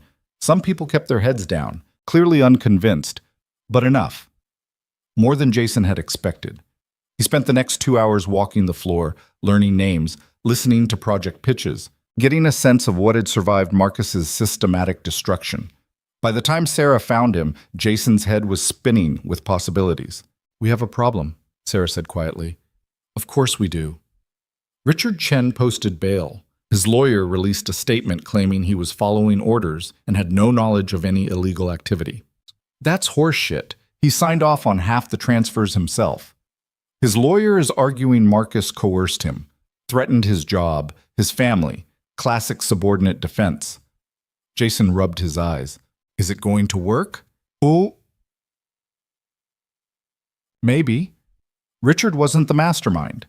If he cooperates with prosecutors and gives them everything on Marcus, they might offer him a deal. And if Marcus walks? Marcus isn't walking. The evidence is too strong. But Richard might. Sarah pulled out her phone and showed Jason a news article. This dropped 20 minutes ago. The headline read, "Disgraced CEO Marcus Webb claims fraud investigation is retaliation by mentally unstable former partner." Jason read the article. Marcus's lawyer had given an interview painting Jason as erratic, vindictive, unable to accept that he'd been pushed out for legitimate performance issues. The article included quotes from unnamed former employees describing Jason's breakdown 6 years ago in vivid, unflattering detail. "This is a hit piece," Jason said. "Yes, and it's working." Look at the comments. Jason scrolled through them. Half were supportive of him. The other half were calling him unhinged, questioning whether someone with his history should be running a major company, suggesting the board had made a catastrophic mistake. His phone buzzed. Text from Mia. "Don't read the comments on the Marcus article. Trust me." Too late. Another text. "Dad, seriously don't. People are awful." Jason pocketed his phone. "How do we respond?" Margaret is drafting a statement. But honestly, the best response is just doing your job. Let Marcus and his lawyers make noise. Let the FBI investigation play out. Focus on running the company well. That's not very satisfying. Welcome to crisis management. Sarah's expression softened. For what it's worth, I don't think you're unstable. I think you're someone who loved his friend enough to fall apart when he died. That's not weakness. That's being human. Jason didn't know what to say to that, so he just nodded. The rest of the day passed in a blur of meetings, budget reviews with Sarah, where they discovered Marcus had been siphoning money from operational accounts for 3 years. Legal strategy sessions with David Park about the Helix situation. A tense call with this company's largest investor, who wanted reassurance that the company wasn't about to implode. By 6 p.m., Jason's head was pounding and he'd drunk enough coffee to fuel a small aircraft. He was reviewing engineering specs when his phone rang. Unknown number. Jason Carter. Mr. Carter. This is Special Agent Linda Morrison with the FBI. We spoke briefly yesterday. Jason sat up straighter. Right. The interview is tomorrow. That's why I'm calling. We've received new information that changes the scope of our investigation. I need to ask you some questions tonight if possible. My lawyer said, this isn't an interrogation. You're not a suspect. But we have evidence suggesting the conspiracy extends beyond Marcus Webb and Richard Chen. We need your help identifying additional players. Jason looked at Sarah, who was watching him with raised eyebrows. I'm at the office. When? I can be there in 30 minutes. Fine. My CFO will be present. That's acceptable. Morrison hung up. Sarah stood. What did the FBI want? Well, they have new information. They're coming here. Jason pulled up the security footage files he'd been reviewing earlier. I think I know what they found. 35 minutes later, Agent Morrison arrived with a partner, younger, male, looked like he'd been doing this job for about 5 minutes. They declined coffee and got straight to business. Morrison opened a tablet and pulled up surveillance footage. Do you recognize this location? Okay. It was the parking garage where Alex had died. Different angle than the footage Jason had watched last night, closer to the entrance. That's where Alex Chen crashed, Jason said quietly. 2 days before the accident, this footage was recorded. Morrison hit play. The timestamp read 9:43 p.m. A figure in dark clothes and a baseball cap entered the garage, moved directly to Alex's car, and crouched by the front wheel. They worked for 7 minutes. Jason watched the timestamp tick forward, then stood, looked around carefully, and left. Can you see their face? Jason asked. No, they were careful. Morrison pulled up another image, this one enhanced and zoomed in. But look at their jacket. See that patch on the shoulder? Jason leaned closer. It was a company logo. His company logo. That's our security uniform, Sarah said. From 2019, we changed vendors in 2020. Exactly. Morrison pulled up another file.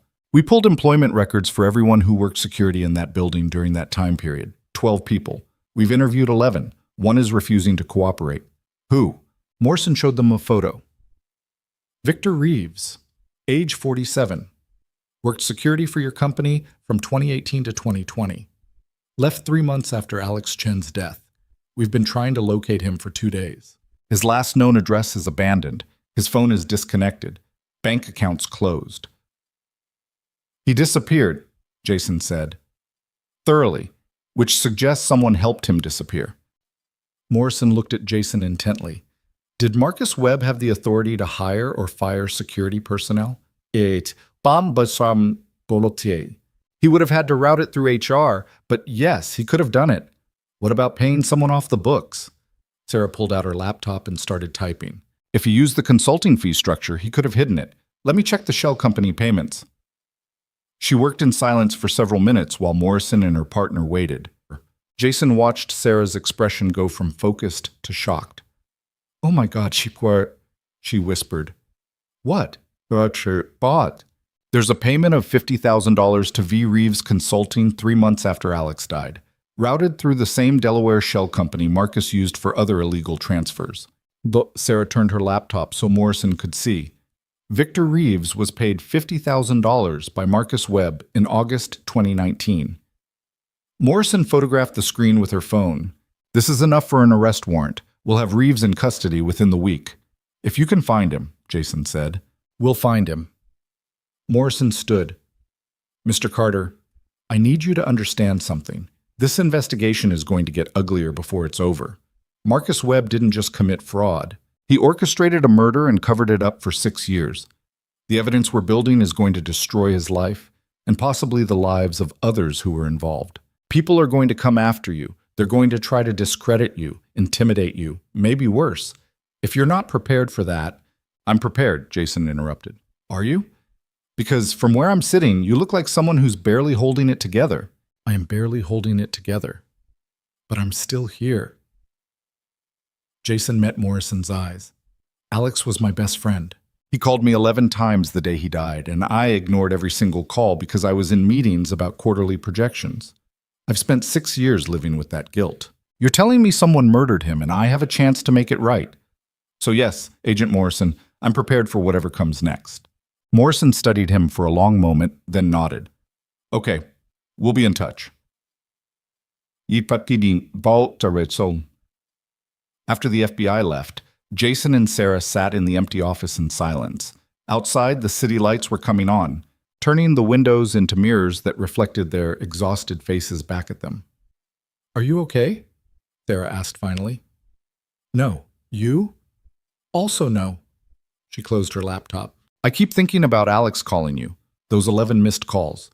If you'd answered even one of them, I know. Everything would be different. I know. He'd still be alive. Jason's throat closed up. I know. Sarah wiped at her eyes angrily. Sorry, I shouldn't have said that. It's true. True doesn't make it helpful. She stood and gathered her things. Go home, Jason. Get some sleep.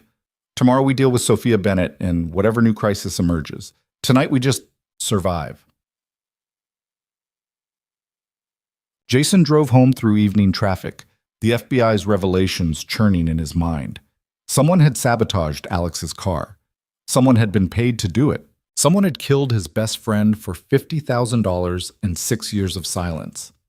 When he pulled into the driveway, Mia was sitting on the front steps, her phone in her hand. She looked up as he approached. You look terrible, she said. Thanks. Bad day? The FBI thinks they found the person who killed Alex. Mia's expression shifted. That's good, right? It's good. It's also a lot. Jason sat down beside her on the steps. How was school? People are weird. Half of them want to know if you're really back running the company. The other half are still sharing memes. Caleb Richards tried to talk to me today. What did he want? To apologize, apparently. Said he didn't realize his posts were hurting anyone, which is the dumbest thing I've ever heard. Mia's voice was flat. I told him if he actually cared, he'd delete everything instead of just apologizing. Did he? Not yet. But Emma Garrett told him off in front of the whole lunchroom. Called him a coward who only picks on people when they can't fight back. I thought Emma's dad didn't like me. Twas. He doesn't, but Emma's not her dad. Mia looked at her phone. I got invited to a party this weekend. First time in like 8 months? That's good. Is it? Or do they just want to be friends with me now because you're not a failure anymore? Mia's voice cracked slightly. How do I tell the difference? Jason thought about all the people who'd contacted him in the last 24 hours. All the old colleagues and investors who'd ignored him for 6 years suddenly wanting to reconnect. I don't know if you can, but maybe that's not the question. Maybe the question is whether you want to go to the party, regardless of their reasons. Mia considered this. I think I do want to go. Then go. They sat together as the sky darkened and the temperature dropped, and somewhere in the city, Marcus Webb was probably making more phone calls to more lawyers, trying to find a way out of the trap Jason had sprung. But here on these steps, Jason felt something close to peace. His phone buzzed. Text from Diana. Helix's lawyers want to settle. Meeting tomorrow afternoon. Be ready. Then another text from Margaret. WSJ interview confirmed for Friday. Bloomberg pushed to next week. Prep session tomorrow morning at 9. And finally one from Sarah. Found 3 more shell companies. Total theft probably exceeds 40 million. Sleep well. Jason didn't respond to any of them. He just sat with his daughter in the cold evening air and tried to remember what it felt like to breathe normally. Morning came too fast. Jason woke up at 5:30 to find he'd slept through the night for the first time in a week, which felt like either progress or his body finally shutting down from exhaustion. His therapist would probably say it was both. The media prep session with Margaret started at 9 sharp. She'd set up in one of the smaller conference rooms with a camera, a ring light, and an expression that suggested she'd already consumed enough caffeine to power a small city. Sit, she commanded, pointing at the chair facing the camera. We're going to run through every question you'll get asked and practice your answers until they sound natural instead of rehearsed. Those are opposite things. Exactly. That's the skill. Margaret pulled up a list on her tablet. First question. Why did you leave the company 6 years ago? Jason had spent hours with his therapist working through this exact question, peeling back layers of grief and guilt and shame until he could look at it without falling apart. My best friend and business partner died. I wasn't equipped to process that loss while running a billion-dollar company. I needed time to grieve and heal. Too much detail, try again. I lost someone important and needed to step away. Better. Next question. Why come back now? Because I discovered the company was being destroyed from the inside and I was the only one who could stop it. Margaret shook her head. That sounds arrogant, and it makes you look like you're calling the board incompetent. The board was incompetent. They let Marcus steal for 6 years. True, but you can't say that. Try. I came back because I learned about serious financial irregularities and felt a responsibility to address them. They went through 20 more questions. Each time Jason gave an answer that felt honest. Margaret told him it was too much or too little or too something. By the 10th round, his jaw was clenched tight enough to crack teeth. This is ridiculous, he said finally. You want me to lie? I want you to tell the truth in a way that doesn't hand your enemies ammunition. Margaret set down her tablet. Jason, you're going into these interviews with a target on your back. Marcus's lawyers are painting you as unstable. Helix is saying you're trying to sabotage a legitimate business deal. Half the tech press thinks you're having a second breakdown. Every word you say will be picked apart, analyzed, turned into headlines. If you go in there speaking from pure emotion, they will destroy you. So I'm supposed to be robotic instead? You're supposed to be strategic. Margaret's voice softened slightly. Look, I get it. This feels dishonest. But there's a difference between lying and choosing your words carefully. The truth is you're grieving and angry and probably terrified. The strategic truth is that you're a founder who came back to protect his company and his friend's legacy. Both are real. One plays better. Jason thought about Mia watching his interviews, about the engineering team listening to his words, about Alex's memory getting dragged through media cycles. Fine. What's next? They practiced for another hour until Margaret finally nodded approval. Better. You're still too intense, but we can work with that. Just remember to breathe between answers. When you get defensive, you talk faster and it reads as guilty. Noted. My boss. One more thing. Margaret pulled up a photo on her tablet. It was Jason from 6 years ago, younger, wearing a conference badge, mid-laugh at something off camera. This is the guy they remember. Confident, brilliant, a little cocky. Try to channel some of that. Jason stared at the photo. He barely recognized himself. That person had existed in a world where Alex was still alive, where the company was still his, where failure felt impossible. I'm not that person anymore. I know, but they don't need to know that yet. The lunch meeting with Sophia Bennett was at Meridian, a restaurant downtown that served the kind of food where each plate cost what Jason used to make in a week at the hardware store.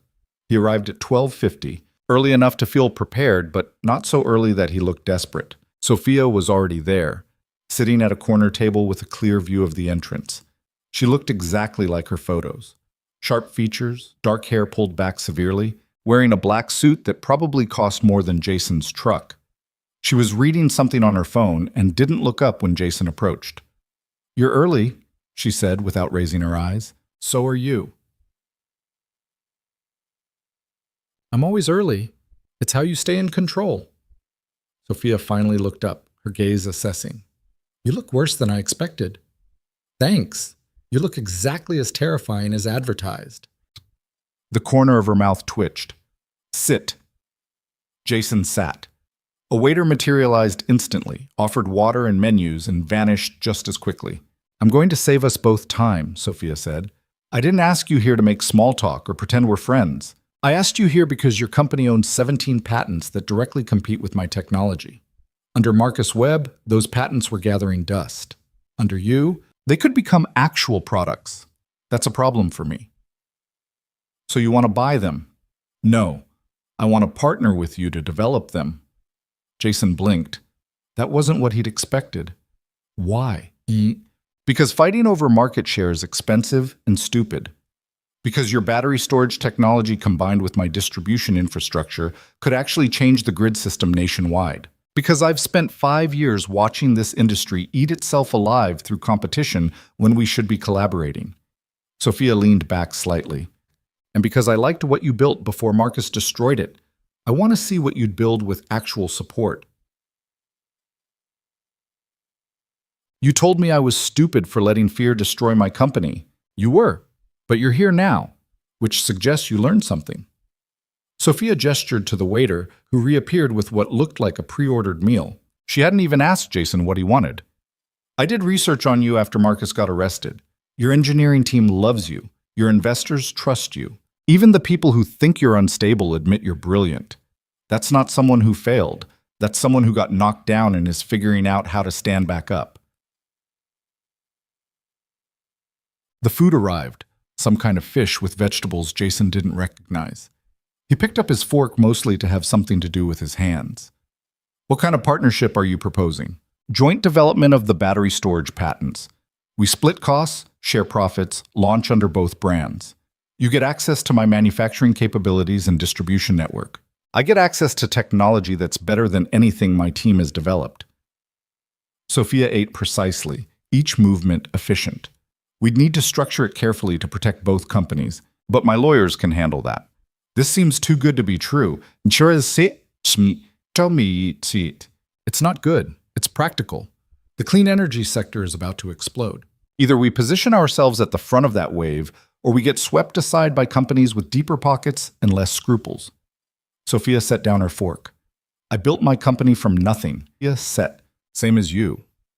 I know what it's like to fight for every dollar, every patent, every inch of market share. I also know when to recognize that fighting alone is stupid." Jason thought about Kira and her team, about the battery project that had been killed and could now actually move forward, about the possibility of building something that mattered instead of just surviving. "I'd need to run this by the board. Obviously. I'll send over a proposal tomorrow. Read it, tear it apart, send me your concerns. We'll negotiate." Sophia paused. "I should tell you that I've been approached by Helix. They offered to buy my company if I'd stay out of their way while they acquire yours. And? I told them to go to hell. I don't do business with people who steal. Sophia's expression hardened. Marcus Webb tried to pitch me on the sale 6 months ago. Said your company was dying and it made sense to consolidate. I looked at the numbers he showed me and knew immediately they were fabricated. I told him I wasn't interested. You knew he was lying? I suspected. I couldn't prove it. Sophia met his eyes. That's part of why I'm offering this partnership. I could have bought your patents after Marcus sold the company to Helix. Would have been cheaper, cleaner, less complicated. But I'd rather work with you than profit from your corpse. Jason didn't know if that was inspiring or disturbing, possibly both. Jason didn't know if that was... I appreciate the honesty. Honesty is efficient. Lying wastes time. Sophia checked her watch. I have another meeting at 2. Do we have a deal in principle? Pending board approval and contract review? Yes. Good. Sophia stood, leaving half her meal untouched. One more thing. The media is going to have a field day when they find out we're working together. 2 founders, 1 male, 1 female, both with complicated histories. They'll turn it into some kind of narrative. What kind of narrative? Whatever sells papers. Romance, rivalry, redemption arc. Sophia's voice was dry. Ignore all of it. We're business partners. That's the only story that matters. She left before Jason could respond, moving through the restaurant with the kind of confidence that made people step out of her way without realizing they were doing it. Jason sat alone at the table, processing what had just happened. A partnership with Sophia Bennett would change everything, give the company resources it desperately needed, validate Jason's return in a way that would shut down half the criticism, position them for actual growth instead of just damage control. It also meant trusting someone new, letting someone else have partial control over technology Jason and Alex had developed together. Accepting help when Jason had spent 6 years convincing himself he didn't deserve any. His phone buzzed. Text from Sarah. Helix settlement meeting moved up to 3 p.m. They're panicking. Get back here. Boy, torturerskrat. Jason paid the check, wincing at the number but figuring it was a business expense, and drove back to the office. The Helix meeting was in the large conference room with David Park and 3 lawyers Jason didn't recognize on his side of the table. Across from them sat 4 people in expensive suits who looked like they'd rather be anywhere else. The lead attorney for Helix started with pleasantries that everyone ignored, then got to the point. Our client is willing to withdraw the injunction and void the contract Marcus Webb signed in exchange for a settlement of $200 million. David Park didn't even blink. No. That's a substantial offer given the circumstances. It's an insult given the circumstances. David pulled out a document. Your client conspired with Marcus Webb to defraud this company. You paid him $20 million under the table to sell us below value. We have documentation of every meeting, every phone call, every wire transfer. If this goes to trial, Helix doesn't just lose the injunction. You face criminal conspiracy charges. The Helix attorneys looked at each other. The lead attorney's jaw tightened. We had no knowledge of Marcus Webb's financial irregularities. Your CEO met with him 17 times over 6 months. You're saying David Huang had no idea Marcus was stealing from his own company? David's voice was sharp. Try selling that to a jury, please. I'd love to watch. We're offering a reasonable settlement. You're offering hush money. Jason spoke for the first time. Everyone turned to look at him. You want us to take $200 million and pretend you weren't complicit in destroying this company. But we're not interested in your money. We're interested in making sure everyone knows exactly what you did. Mr. Carter, with all due respect, you're not in a position to make threats. Your company is unstable, your leadership is questionable, and your reputation... My reputation is that I came back and exposed the people who are stealing from me. Jason leaned forward. Your reputation is that you tried to buy a company you knew was being sold fraudulently. One of those reputations recovers. The other doesn't. The Helix attorneys huddled, whispering urgently. Finally, the lead attorney spoke again. What do you want? Full withdrawal of the injunction. Public statement from Helix acknowledging the contract was signed without proper authority and is void. And a commitment that you'll cooperate fully with the FBI investigation into Marcus Webb's activities. That's corporate suicide. That's accountability. Jason stood. You've got 24 hours to decide. After that, we file our countersuit and let Discovery sort out how deep this goes. He walked out before they could respond, David Park scrambling to follow. In the hallway, David was grinning like he'd just won the lottery. That was perfect, David said. Absolutely perfect. They're going to fold. You think? They have to. If this goes to court, every email between Webb and Huang becomes public record. Their stock price will crater. David checked his watch. I'll draft the settlement terms and have them ready by tomorrow morning. Good work. Jason's phone rang. Agent Morrison. We found Victor Reeves, she said without preamble. He was hiding in a cabin in rural Montana. We're bringing him in for questioning. Will he talk?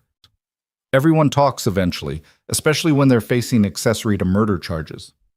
Morrison paused. Marcus Webb's lawyer requested a meeting with prosecutors this morning. My guess is he's looking to make a deal. What kind of deal? Reduce sentence in exchange for testimony against other conspirators. If there are other conspirators. Morrison's voice was carefully neutral. Mr. Carter, I need to ask you something directly. Is there anyone else at your company who might have been involved in this? Jason thought about Richard Chen, about the board members who'd voted to push him out 6 years ago, about all the people who'd looked the other way while Marcus consolidated power. I don't know. Maybe. If you think of anyone, call me. This investigation is expanding faster than we anticipated. After Morrison hung up, Jason stood in the empty hallway trying to process everything that had happened in the span of 5 hours. A partnership offer from Sophia Bennett. Helix backing down. Victor Reeves in custody. Marcus looking to make a deal. It felt like winning and losing at the same time. Sarah found him standing there. Diana wants to see you. Says it's urgent. Diana's office was on the top floor with windows overlooking the city. She was on the phone when Jason arrived, her expression dark. She gestured for him to sit and wrapped up the conversation quickly. We have a leak, she said as soon as she hung up. Someone inside the company is feeding information to the press. Details about the FBI investigation, internal financial documents, private board discussions. It's all showing up in news articles before we can get ahead of it. Who? If I knew that, they'd already be fired. Diana pulled up something on her computer. This article published an hour ago. It includes details from yesterday's board meeting, the vote count, specific comments from members, your exact words during the engineering floor visit. Someone in this building is documenting everything and selling it to journalists. Jason read the article. It was detailed, accurate, and painted the company as chaotic and unstable. How do we find them? Carefully. If we start an internal investigation and it becomes public, it looks like we're paranoid. If we don't find them, the leaks continue, and every strategic decision we make gets undermined before we can implement it. Diana rubbed her temples. I'm bringing in a security firm to audit communications. Discreetly. In the meantime, we need to limit what information gets shared in group settings. You think it's someone senior? That means it's seeing. It has to be. Junior employees don't have access to this level of detail. Diana met his eyes. I hate to say this, but we need to consider that it might be someone you trust. The thought made Jason's stomach turn. He'd been betrayed enough for one lifetime. The idea that someone he was counting on might be selling him out was almost too much. Do what you need to do. Just find them. The Wall Street Journal interview was scheduled for Friday at 10 a.m. Margaret prepped Jason for another hour Thursday night, drilling him on responses until he could recite them in his sleep. When Friday morning arrived, Jason put on his better suit, the one he'd bought 3 years ago for a custody hearing that never happened because Mia's mother had died before they could finalize arrangements, and tried to look like someone who belonged in front of a camera. The journalist was a woman in her 40s named Patricia Chen, no relation to Sarah or Alex, who had the kind of sharp intelligence that made Jason nervous. She started with softballs about his background in the company's founding, letting Jason relax slightly before going for the throat. 6 years ago, you had what many described as a public breakdown, Patricia said. You stopped showing up to work, stopped responding to emails, essentially abandoned the company you'd built. What's different now? Jason had practiced this answer 20 times. 6 years ago, I experienced a profound loss and wasn't equipped to handle it while leading a company. I've spent those years working with mental health professionals, learning how to process grief in healthier ways. I'm not the same person I was then. None of us are. Say, Mina. Some would argue you're still not equipped for this role, that taking on a major corporation while simultaneously dealing with a murder investigation and federal fraud case is too much for anyone, let alone someone with your history. Buzz check that. They might be right.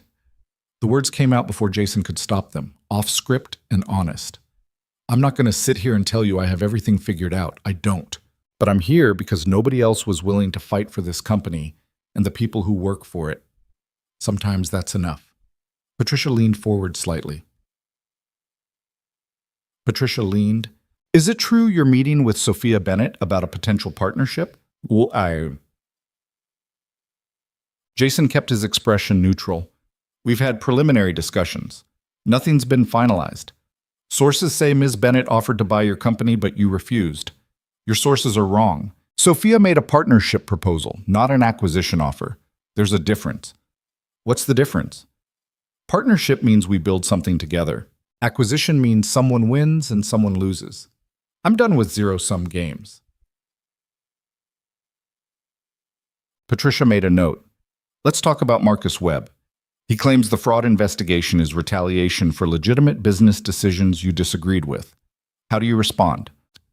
I respond with $40 million in documented theft, a murdered business partner, and a conspiracy that extends beyond Marcus to include other players we're still identifying.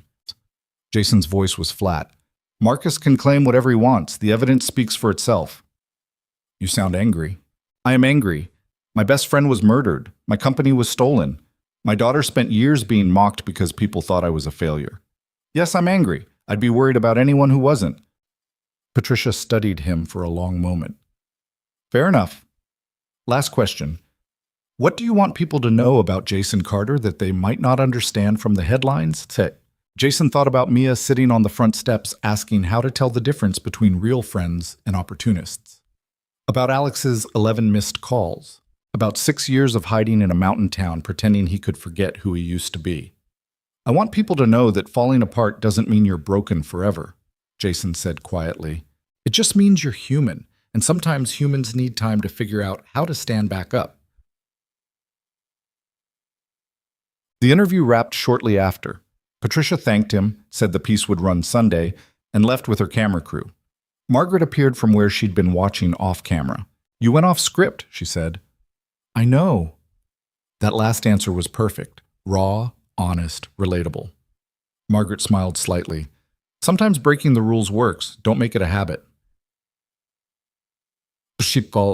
Jason's phone had accumulated 17 messages during the interview. Most were routine. One was from Sarah. FBI arrested 2 more people this morning, both former board members. This is getting big. Another was from Mia. Emma invited me to study group tomorrow. I think I'm going to go. Wish me luck. And one from Sophia Bennett. Contract draft sent. Review and call me. One from, we need to move fast on this. Jason was reading through Sophia's proposal when Diana appeared in the doorway of the conference room he'd claimed as temporary office space. We found the leak, she said.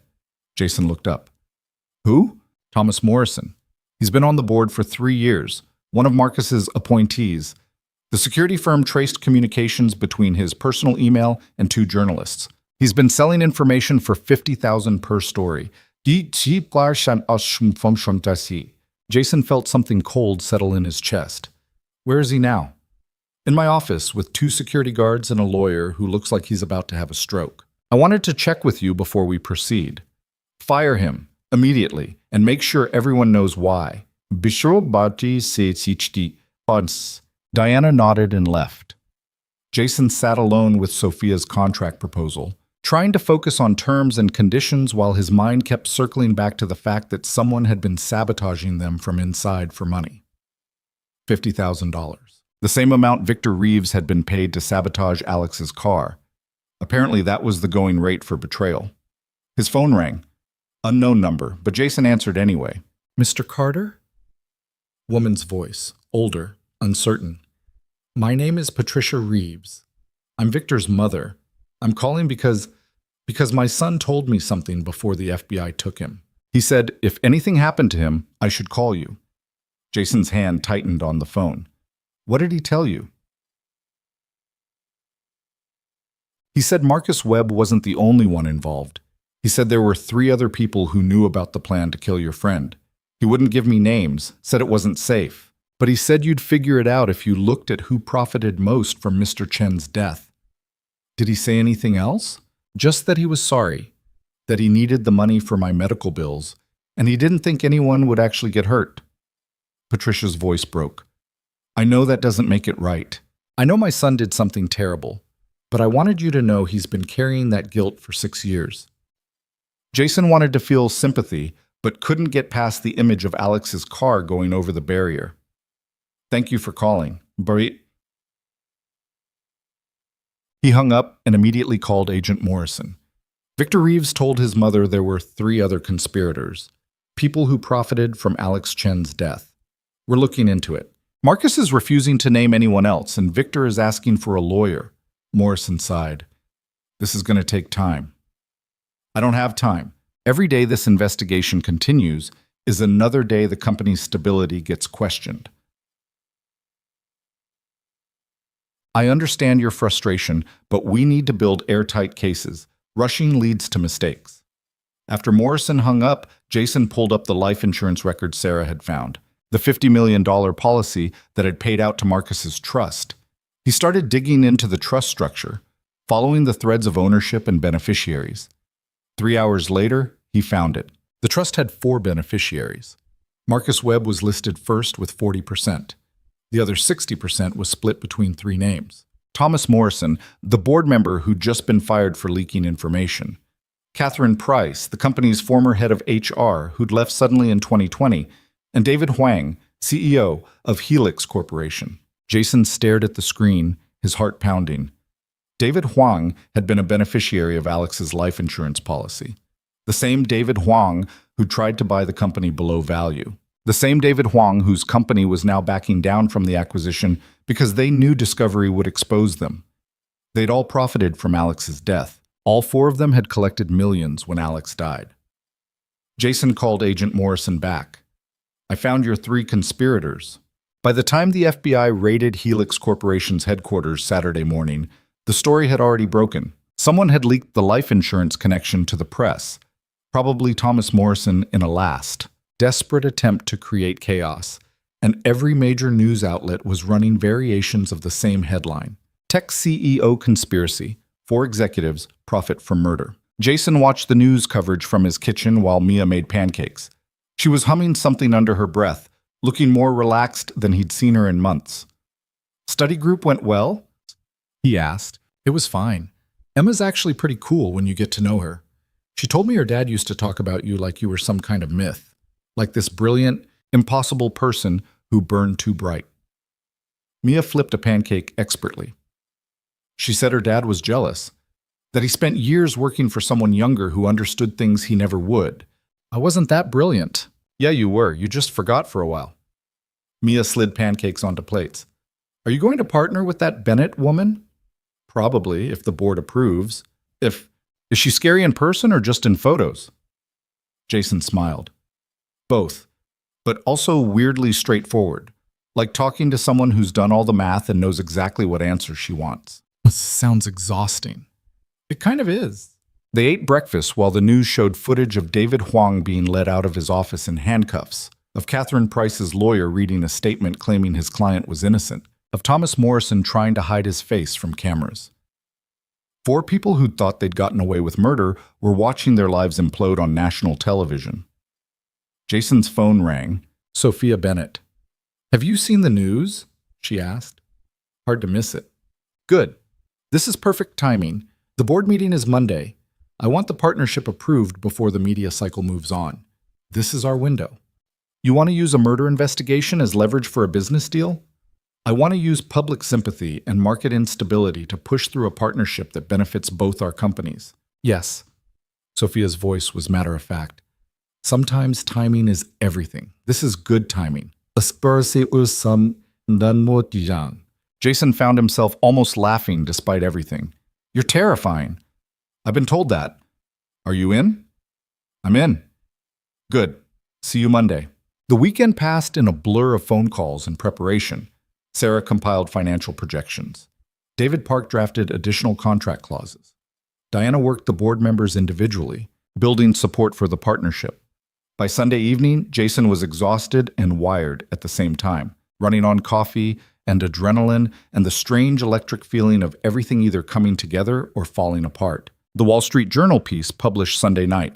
Patricia Chen had written something that was fair and unflinching, capturing both Jason's vulnerability and his determination. The final paragraph stuck with Jason. In an industry that celebrates rapid success and punishes public failure, Jason Carter represents something rare, a second chance earned through persistence rather than privilege. Whether that second chance leads to redemption or further tragedy remains to be seen. But for now, Carter is standing. And in his world, that alone is remarkable. Mia read it 3 times. I like her. She gets it. Gets what? That you're trying. That's all any of us can do. Monday morning, Jason put on his suit and drove to the office with his daughter's words echoing in his head. The board meeting started at 9. By 9:30, Sophia Bennett had walked them through the partnership proposal with the kind of precision that left no room for questions. By 10, the board had voted 8-4 in favor. It was done. Jason and Sophia signed the contracts in Diana's office with lawyers hovering and cameras flashing and the weight of everything that had led to this moment settling onto Jason's shoulders like something he might actually be able to carry. Congratulations, Sophia said, shaking his hand. Try not to screw this up. I'll do my best. Your best is why I'm here. She gathered her things. I'll have my team coordinate with yours on development timeline. We're moving fast on this. Market won't wait. After she left, Diana poured 2 glasses of whiskey despite it being 10:15 a.m. To new beginnings. To not completely destroying everything, Jason countered. They drank. The whiskey burned in the best way. Jason's phone buzzed. Text from Agent Morrison. All 4 suspects in custody. Marcus is offering to testify against the others in exchange for reduced sentence. Thought you'd want to know. He showed the text to Diana. It's over, she said quietly. The investigation, the conspiracy, all of it. It's actually over. Jason thought about Alex's 11 missed calls, about 6 years of guilt and grief, about Victor Reeves saying he'd needed money for medical bills and hadn't thought anyone would get hurt. He thought about 4 people who'd murdered his best friend for money and had almost gotten away with it. It's not over, Jason said, but maybe it's far enough along that we can start building something new. 3 months after the sentencing, Jason stood in what used to be Marcus's office, watching workers remove the last pieces of furniture. The space would become part of the expanded engineering floor, more room for Kira's team and the battery project that was finally moving at the speed it deserved. Everything Marcus had built to make himself feel important was being torn out and replaced with something useful. Sarah appeared in the doorway holding 2 coffees. Thought you could use this. You're a lifesaver. Jason took the cup gratefully. How's the quarterly report looking? Like we might actually survive this. Sarah pulled out her tablet. Revenue is up 18%. The partnership with Sophia's company is performing better than projected. Investor confidence is back. We're not just stable, we're growing. Jason scrolled through the numbers looking for the catches and complications he'd spent 6 years expecting. But the data was solid, real. When does the battery production facility go online? 6 weeks if construction stays on schedule. Sophia's team is already lining up distribution contracts. Sarah hesitated. There's something else. The fellowship applications opened yesterday. Alexander Chen Memorial Fellowship. We got 247 applications in the first 24 hours. Jason felt something tight in his chest loosen slightly. That many? Graduate students, researchers, people who want to work in clean energy because they read about what happened here and decided they wanted to be part of something that matters. Sarah's voice was soft.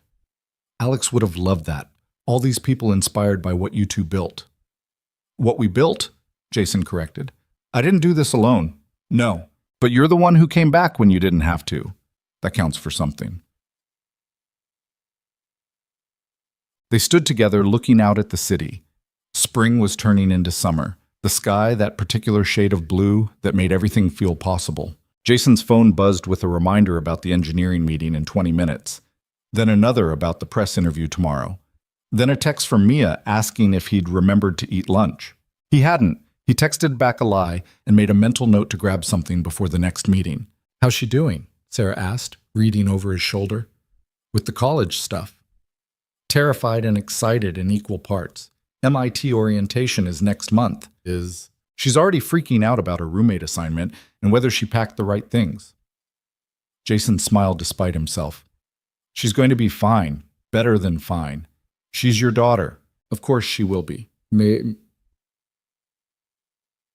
The engineering meeting was productive in ways that still surprised Jason. No hidden agendas, no people undermining each other. Just actual work getting done by people who cared about doing it well. Kira presented updated battery prototypes.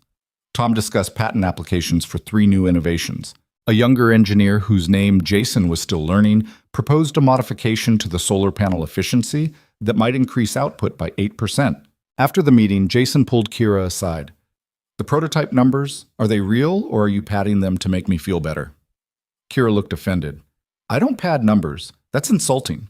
"Sorry, I'm still getting used to people not lying to me." "Yeah, well, Marcus set a pretty low bar for honesty." Kira softened slightly. "The numbers are real. This technology works, Jason. Like actually works in ways that could change infrastructure planning nationwide. You and Alex designed something revolutionary.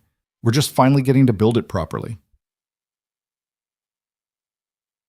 Jason thought about the nights he and Alex had spent sketching designs, arguing about electron flow and chemical compositions, dreaming about technology that could actually make a difference. He'd be annoying about this. Would definitely say "I told you so" approximately 40 times. He'd also be proud. Sarah talks about him sometimes, says he always believed you were capable of more than you thought you were. He was usually right about that kind of thing.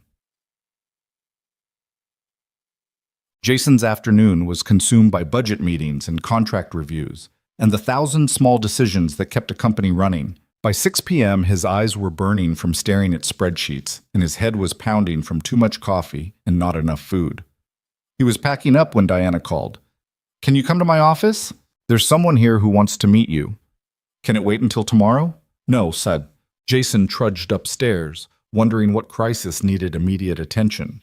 But when he reached Diana's office, the person waiting wasn't a lawyer or investor or journalist. It was a woman in her early 30s, Southeast Asian features, wearing jeans and a Stanford hoodie. She stood when Jason entered, looking nervous. "Mr. Carter, this is Dr. Emily Tran," Diana said. "She's the lead applicant review for the Chen Fellowship. She drove here from Berkeley to meet you." Emily stuck out her hand. "I'm sorry to show up unannounced, but I needed to tell you something in person." Jason shook her hand, confused. "Okay." "I knew Alex. We were in the same graduate program at Stanford. He was my lab partner for 2 years. Emily's voice wavered slightly. "When he died, I was devastated. We weren't close friends, but he was one of those people who made everything better just by being around. Smart and funny, and genuinely kind, which is rare in competitive programs." "That sounds like him." "After the accident, I wanted to do something to honor him, but I didn't know what. I was just a grad student with no money and no influence. So I finished my degree and got a position at Berkeley and told myself that working in clean energy was enough of a tribute." Emily pulled out her phone and showed Jason a photo. Emily pulled out, "This is my daughter. She's 3. Her name is Alexandra." Jason felt his throat close up. "I named her after Alex because he was the person who convinced me I could be both a mother and a scientist. When I got pregnant during my PhD, everyone told me to take time off or switch to a less demanding program. Alex told me that was bullshit. He helped me restructure my lab schedule, covered for me when I had morning sickness, and never once made me feel like I was less capable because I was going to be a parent." Emily's eyes were bright with tears. "So when I saw the fellowship announcement, I knew I had to be part of it, had to help other people the way Alex helped me." Jason couldn't speak. Diana quietly handed him a tissue he didn't realize he needed. "I'm telling you this," Emily continued, "because I want you to know that Alex's impact didn't end when he died. There are dozens of us out there. People he mentored, encouraged, believed in when nobody else did. The fellowship is beautiful, but Alex's real legacy is all the people he touched who are now doing the same for others. Thank you, Jason managed, for telling me that. Jason. Thank you for creating something that lets his memory keep making a difference. Emily wiped her eyes. I should go. I just wanted you to know. After she left, Jason sat heavily in one of Diana's chairs. His hands were shaking. You okay? Diana asked gently. I spent 6 years thinking Alex's death was just a waste. Just a stupid, senseless tragedy that accomplished nothing except destroying both of us. Jason's voice was rough. But he helped people, changed lives, and now we're creating something that lets that continue. That's not nothing. No, Diana agreed. That's everything. Close. Jason drove home that evening with Emily's words echoing in his head. Alex had a daughter named after him, had helped a scared graduate student believe she could be both a mother and a scientist, had left ripples that continued spreading long after he was gone. Maybe that was the real measure of a life. Not what you built or accomplished, but how many people you helped become better versions of themselves. Mia was waiting when he got home, surrounded by college packing lists and looking overwhelmed. How many towels does a person need? This list says 3, but that seems excessive. 3 is reasonable. What if the laundry room is far away?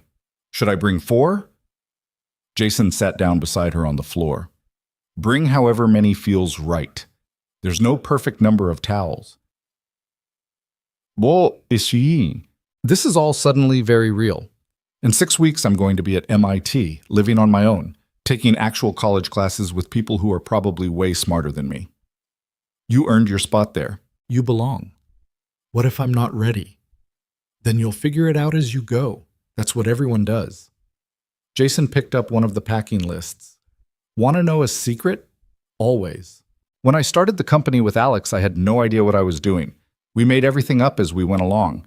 Half our early decisions were complete disasters, but we learned and adjusted and eventually figured it out. He looked at his daughter. You're going to make mistakes at MIT. Everyone does. The difference between success and failure isn't avoiding mistakes. It's being willing to learn from them. Mia was quiet for a moment. Did Alex make mistakes too? Yeah. Constantly. He once accidentally ordered 10,000 circuit boards instead of 1,000 because he missed a 0 on the purchase order. We couldn't afford to eat for a month. Jason smiled at the memory. But he owned it, figured out how to use the extra inventory, turned a disaster into an opportunity.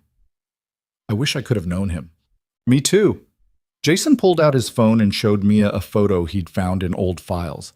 Alex at his desk, laughing at something off camera, surrounded by the kind of beautiful chaos that came with building something from nothing.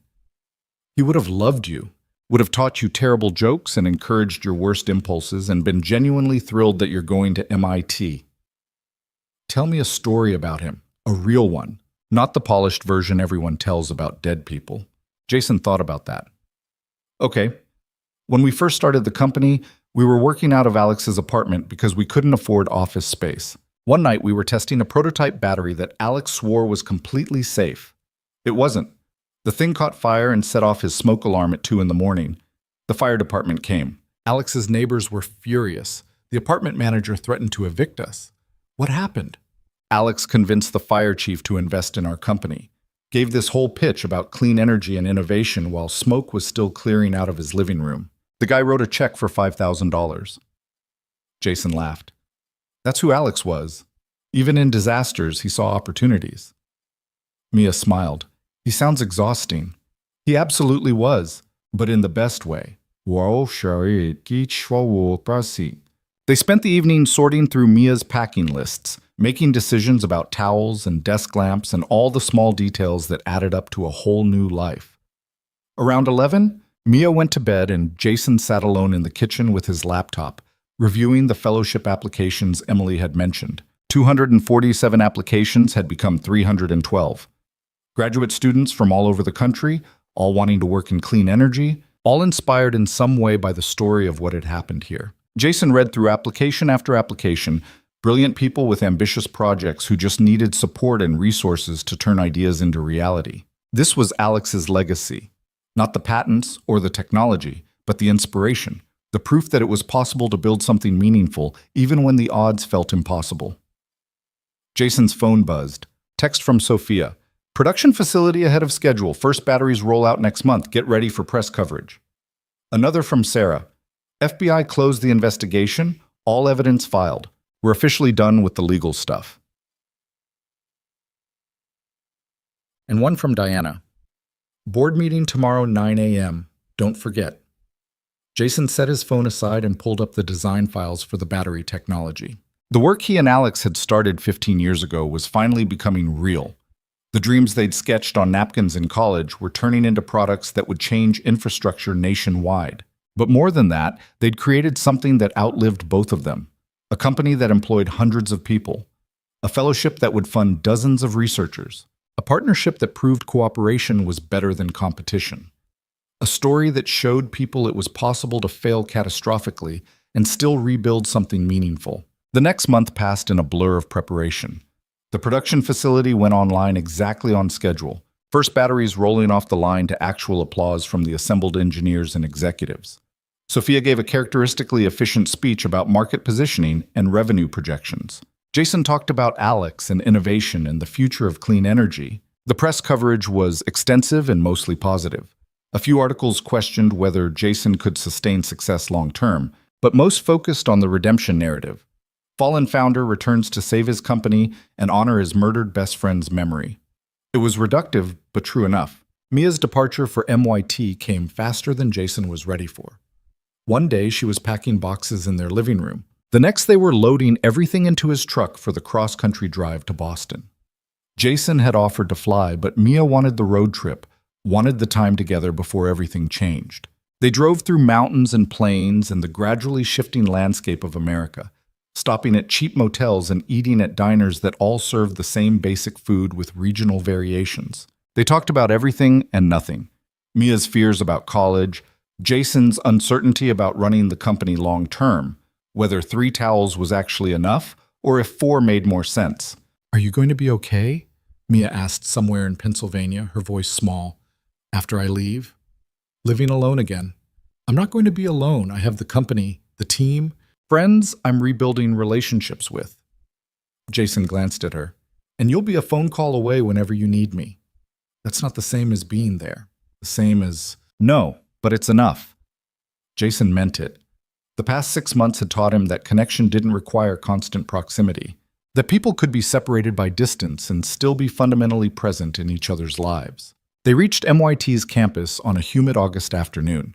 Mia's dorm was old and beautiful, the kind of building that screamed academic tradition. Her roommate was already there, a girl from California named Jessica, who talked fast and laughed loud and seemed immediately compatible with Mia's energy. Jason helped carry boxes upstairs, trying not to be the embarrassing dad who cried in front of his daughter's new roommate. He mostly succeeded. When everything was unloaded and Mia was getting settled, Jason pulled her aside for a moment alone.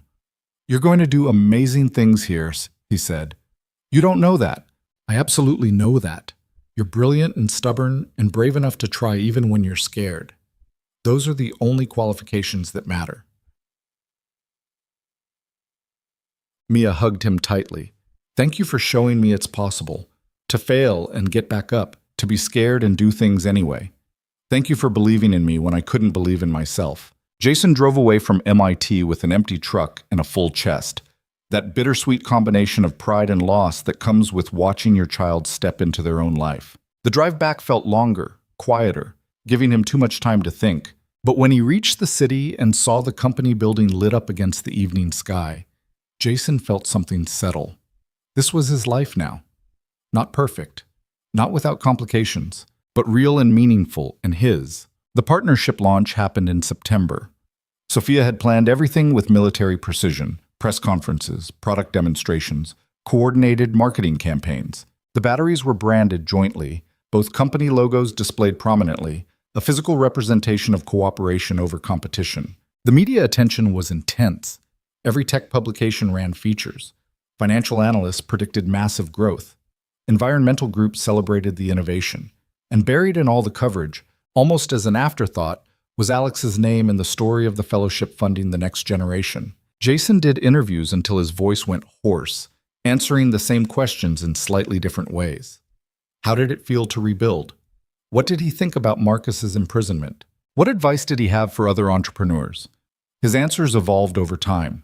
Yes, rebuilding was hard but necessary. Yes, justice felt incomplete but important. Yes, his advice was the same. Fall down 7 times, stand up 8. Keep trying even when trying feels impossible. By October, the company had stabilized into a new normal. Revenue was strong. The engineering team was developing next-generation prototypes. The partnership with Sophia's company was exceeding projections. Everything was working. Jason should have felt satisfied, accomplished. But some nights he still lay awake wondering when the other shoe would drop, when disaster would strike again, when everything would collapse. That's trauma, Dr. Martinez explained in one of their sessions. Your brain experienced catastrophic loss followed by years of instability.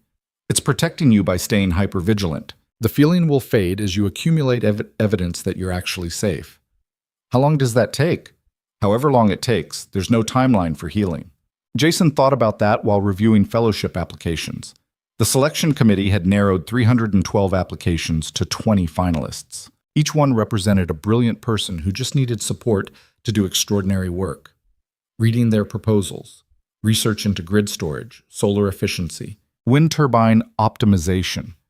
Jason felt something like hope. This was how you honored someone's memory, not with perfect monument or sanitized legacy, but with messy, complicated continuation, by helping others the way you'd been helped, by building something that outlasted grief. The first fellowship recipients were announced in November. 20 researchers, full funding, joint support from both companies. The press conference included Emily Tran, who gave a speech about Alex's mentorship that left half the audience in tears. Afterward, Emily found Jason. Thank you for this, for all of it. Thank you for reminding me why it mattered. December brought the kind of clear cold that made the city feel sharp and alive. Jason was in his office reviewing next year's research budget when Sarah appeared with news. Victor Reeves died, she said quietly. Heart attack in prison. His lawyer called to let us know. Ishwat? Jason felt complicated things about that. Relief and sadness, and the awareness that Victor had been a tool, not the architect. Someone desperate enough to commit murder for $50,000 and 6 years of guilt. His mother called me yesterday, Sarah continued. Wanted to apologize again. Said Victor spent his last months trying to help prosecutors build cases against the others. Did it help? Some. Catherine Price's sentence got extended based on his testimony. Sarah sat down. I told his mother that I forgave him. I don't know if that was the right thing to say, but holding on to hatred felt like letting them win again. I think that was exactly the right thing to say.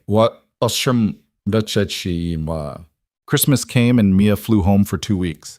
She was different, more confident, more independent, full of stories about classes and friends and the research project she'd joined. Jason listened to her talk about quantum computing and neural networks and found himself genuinely engaged in ways he hadn't expected.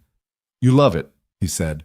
I really do. It's hard, and I'm definitely not the smartest person there, but I'm learning so much. Mia paused. Thank you for letting me go. I know you were scared. Parents are always scared. We just get better at hiding it. On New Year's Eve, Jason stood on his apartment balcony watching fireworks explode over the city. A year ago, he'd been in a mountain town hiding from his past, convinced that redemption was impossible and failure was permanent. Now he was here, company thriving, daughter succeeding, life rebuilt from ruins. His phone rang at midnight. Sophia. Happy New Year. She said. You too. What is? Next year is going to be bigger. More production capacity, expanded distribution, new research initiatives. Are you ready? Probably not, but I'll figure it out as I go. Good answer. Sophia hung up. Jason stayed on the balcony long after the fireworks ended, thinking about everything that had changed and everything that hadn't. Alex was still gone. That wound would never fully heal, but it had transformed from sharp agony into something more like permanent awareness, a scar that reminded him what mattered. He thought about the blue pen in the research center lobby, about Emily Tran's daughter named Alexandra, About 20 fellowship recipients who'd never meet Alex but would carry forward his belief that innovation and kindness weren't mutually exclusive. He thought about Mia thriving at MIT, about Sarah rebuilding her career, about Diana proving that boards could actually support instead of undermine, about Sophia demonstrating that partnerships could be built on mutual respect instead of exploitation. He thought about himself, the man who'd spent 6 years convinced he was broken beyond repair, who'd learned that falling apart was just part of being human, that strength wasn't avoiding grief, but learning to carry it. And he realized something fundamental. This was happiness. Not the absence of pain or the achievement of perfection, but the messy, complicated presence of meaning. The awareness that you'd built something worth building, helped people worth helping, honored memories worth honoring. The next morning, Jason woke up and went to work. The engineering team had breakthroughs. Sarah found efficiencies in the budget. Sophia called with expansion plans. Mia texted photos of her dorm room after winter break cleaning. Life continued as it always did. Not perfect, not painless, but real and present and worth showing up for. On the anniversary of the day Jason had walked back into the boardroom and placed his founder card on the table, the company held a small gathering. Not a celebration exactly, more an acknowledgement. A year of rebuilding, of justice served and partnerships formed and technology developed. Diana gave a short speech about resilience. Sarah talked about honoring the past while building the future. Sophia attended via video call and said something characteristically efficient about market performance and revenue growth. Jason spoke last, standing in front of the people who'd believed in him when he couldn't believe in himself. "A year ago, I thought I was coming back to save this company," he said. "But what actually happened was that you all saved me.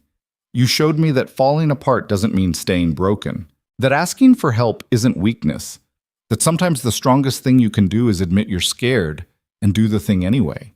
He paused, looking at faces he'd come to know over months of rebuilding. Alex used to say that the best ideas come from the edges, from people who've seen enough to know what doesn't work and are brave enough to try anyway. This company was built on that principle. And I think we proved that even after everything that happened, the principle still holds. The gathering ended and people returned to work. Jason stood alone in the main lobby, looking at the blue pen in its glass case. The plaque still read, "Every revolution starts with someone willing to dream. Alexander Chen, 1986 to 2019. But Jason had added a second line, smaller, underneath, and continues with those willing to remember. That was the truth he'd learned through all of this. Loss doesn't end stories, it transforms them. The people we love don't disappear when they die.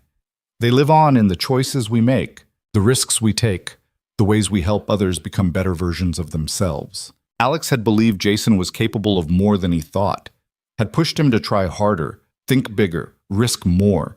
And now Jason was doing the same for others, for Mia at MIT, for the fellowship recipients, for the engineers developing technology that might actually change the world. That was legacy.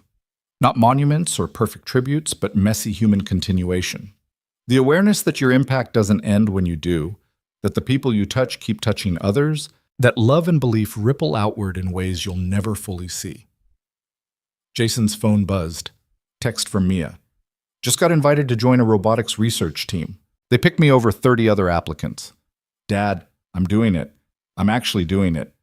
He replied immediately, "You were always going to do it. I'm just glad I get to watch." Another text came. "None of this happens without you showing me it was possible. Love you." Jason stood in the lobby with his phone in his hand and his friend's pen behind glass, and the weight of everything he'd rebuilt sitting surprisingly light on his shoulders. Outside, the city continued its constant motion. Inside, engineers were developing the next generation of technology. Across the country, 20 researchers were working on projects funded by Alex's memory. And somewhere in Boston, Jason's daughter was stepping into her own extraordinary life, carrying forward the lesson that falling down isn't failure, staying down is. Jason had spent 6 years thinking he was broken, but broken was just another word for human, for imperfect, for capable of profound loss and surprising resilience in equal measure. The real failure would have been letting that loss define him forever, letting fear win, choosing safety over meaning.